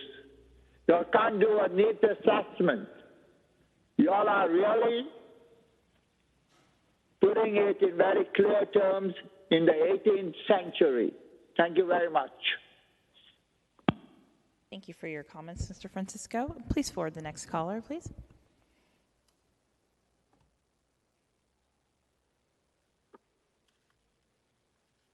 Hi, this is Adam Pavlaka from District 6, and a couple comments. One, Supervisor Mandelman had talked about the Bounty Bike Lane program needing a state law change.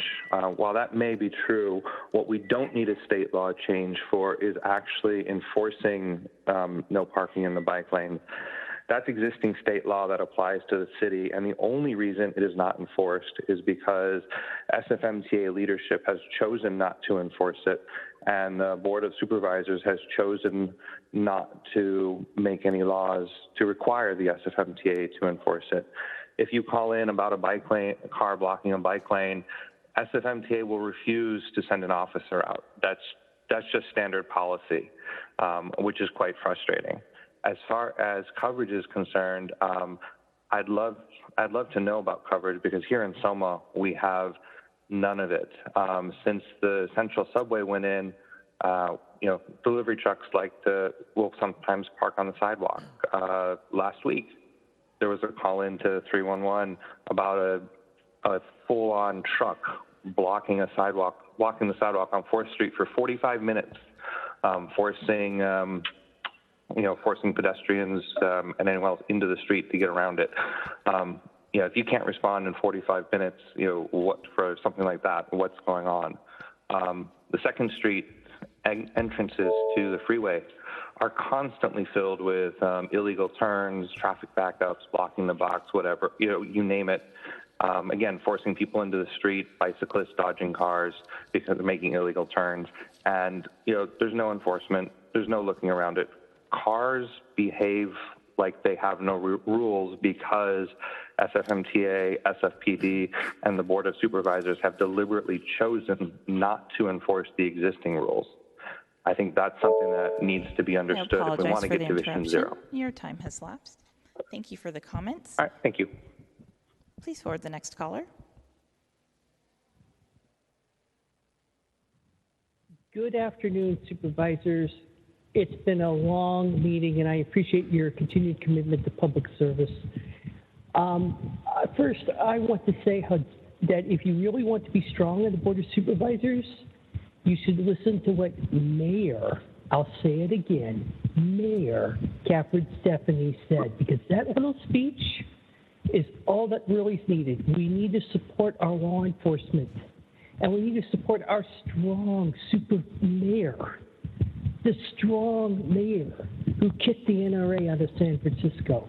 And I'm just absolutely baffled by Supervisor Mandelman introducing a resolution to end remote testimony on one hand, and in his office tweets out the link to the meeting. I'm absolutely baffled. I can't believe this. I mean, if you really want safe streets, you need less traffic, because if you're in traffic, you are traffic. What you need is more people riding the Mooney. You can get an all-day pass. You should have advertising to take Mooney, get people out of their cars, onto Mooney. A busy Mooney is a safe Mooney. And I'm just absolutely baffled, to use the word of my mayor, the mayor who called out who stood up for everybody, like the strong leader she is. I'm just absolutely baffled. You're not running ads to get people to stop, driving for the sake of driving and take their transit, man. I mean, you've got a great BART as well. You've got a great Bay Ferry. I could go on, but I'm not total SF podcast. I'm not that great. I'm just an ordinary guy who likes watching SFGov TV, and I really appreciate you making time and space today to listen to the public. Thank you for your public service, and I wish all three of you supervisors and Mayor Stephanie all my best. Thank you. Thank you for your comments. Please forward the next caller.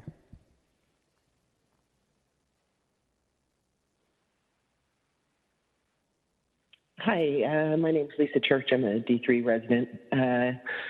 First, I just wanted to say thank you to Luke and Stephen, who did some really amazing work that the city should have done itself, period. I do believe that many of you here, many on SFMTA and the city, genuinely care about the safety of those of us who choose to walk or bike in San Francisco. I hope that you understand that it feels like nothing is being done and it just gets worse all the time. It's super frustrating to see and hear these same meetings over and over again. And they do nothing that show basic graphs about and talking points about what we might do sometime, with just nothing getting done. In fact, things like slow streets are regressing. We're losing ground there. We clearly already failed at Vision Zero, so maybe we should just scrap that idea and try to do enforcement. I don't know. I've lived in San Francisco for over 30 years this stint, and for the first time ever, I am concerned just walking down the sidewalk or sitting in a bus shelter because there are cars popping up on the sidewalk all the time. They park there. They cause accidents there. Drivers in San Francisco know they can do whatever they want with no consequences. And I realize that every division that's been up here today has just kept repeating pandemic, pandemic, staffing, staffing. No doubt staffing is some part of it. I actually think if people manage their resources better, we might have a better outcome. But on top of that, I just really want you to understand that for people in the city, it feels like not lack of staff, but that the design of our systems are for cars to do whatever they want, not cars, but drivers. I apologize for the interruption. I hope that your time has lapsed. Thank you for your comments. Please forward the next caller.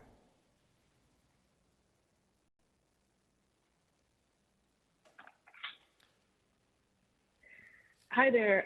Thank you, supervisors, for holding this very important hearing. I am a resident in Bayview in D10. I've lived here for over 7 years. I have 2 small kids. We are a bike-first family. We use public transit and try to minimize the use of our car where possible. I agree with Luke and Stephen's presentation. As a city, we do need to build infrastructure, have data transparency, and enforcement of traffic laws to make our city safer for pedestrians and cyclists. I support the use of technology for automated enforcement. This technology is safe, unbiased, and can help bring down the traffic violations that pose a serious public safety issue. And more importantly, they can be rolled out quickly in weeks rather than years or decades. In March of this year, posted speeds on 3rd Street in Bayview were reduced from 25 to 20 miles per hour. But guess what? Nothing changed in driver behavior.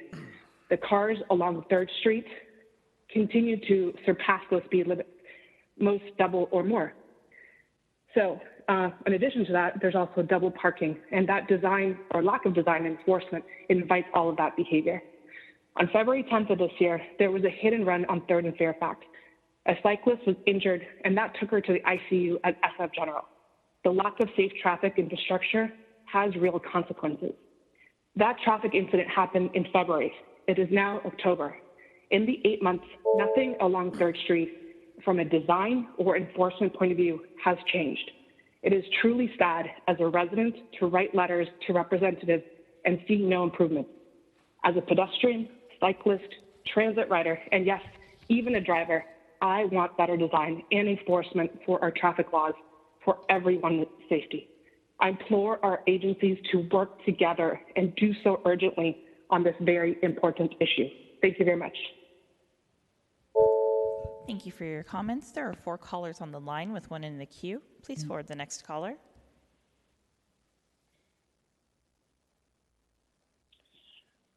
Thank you, Madam Clerk. I am a resident of District 10 as well, and I echo the previous caller's comment.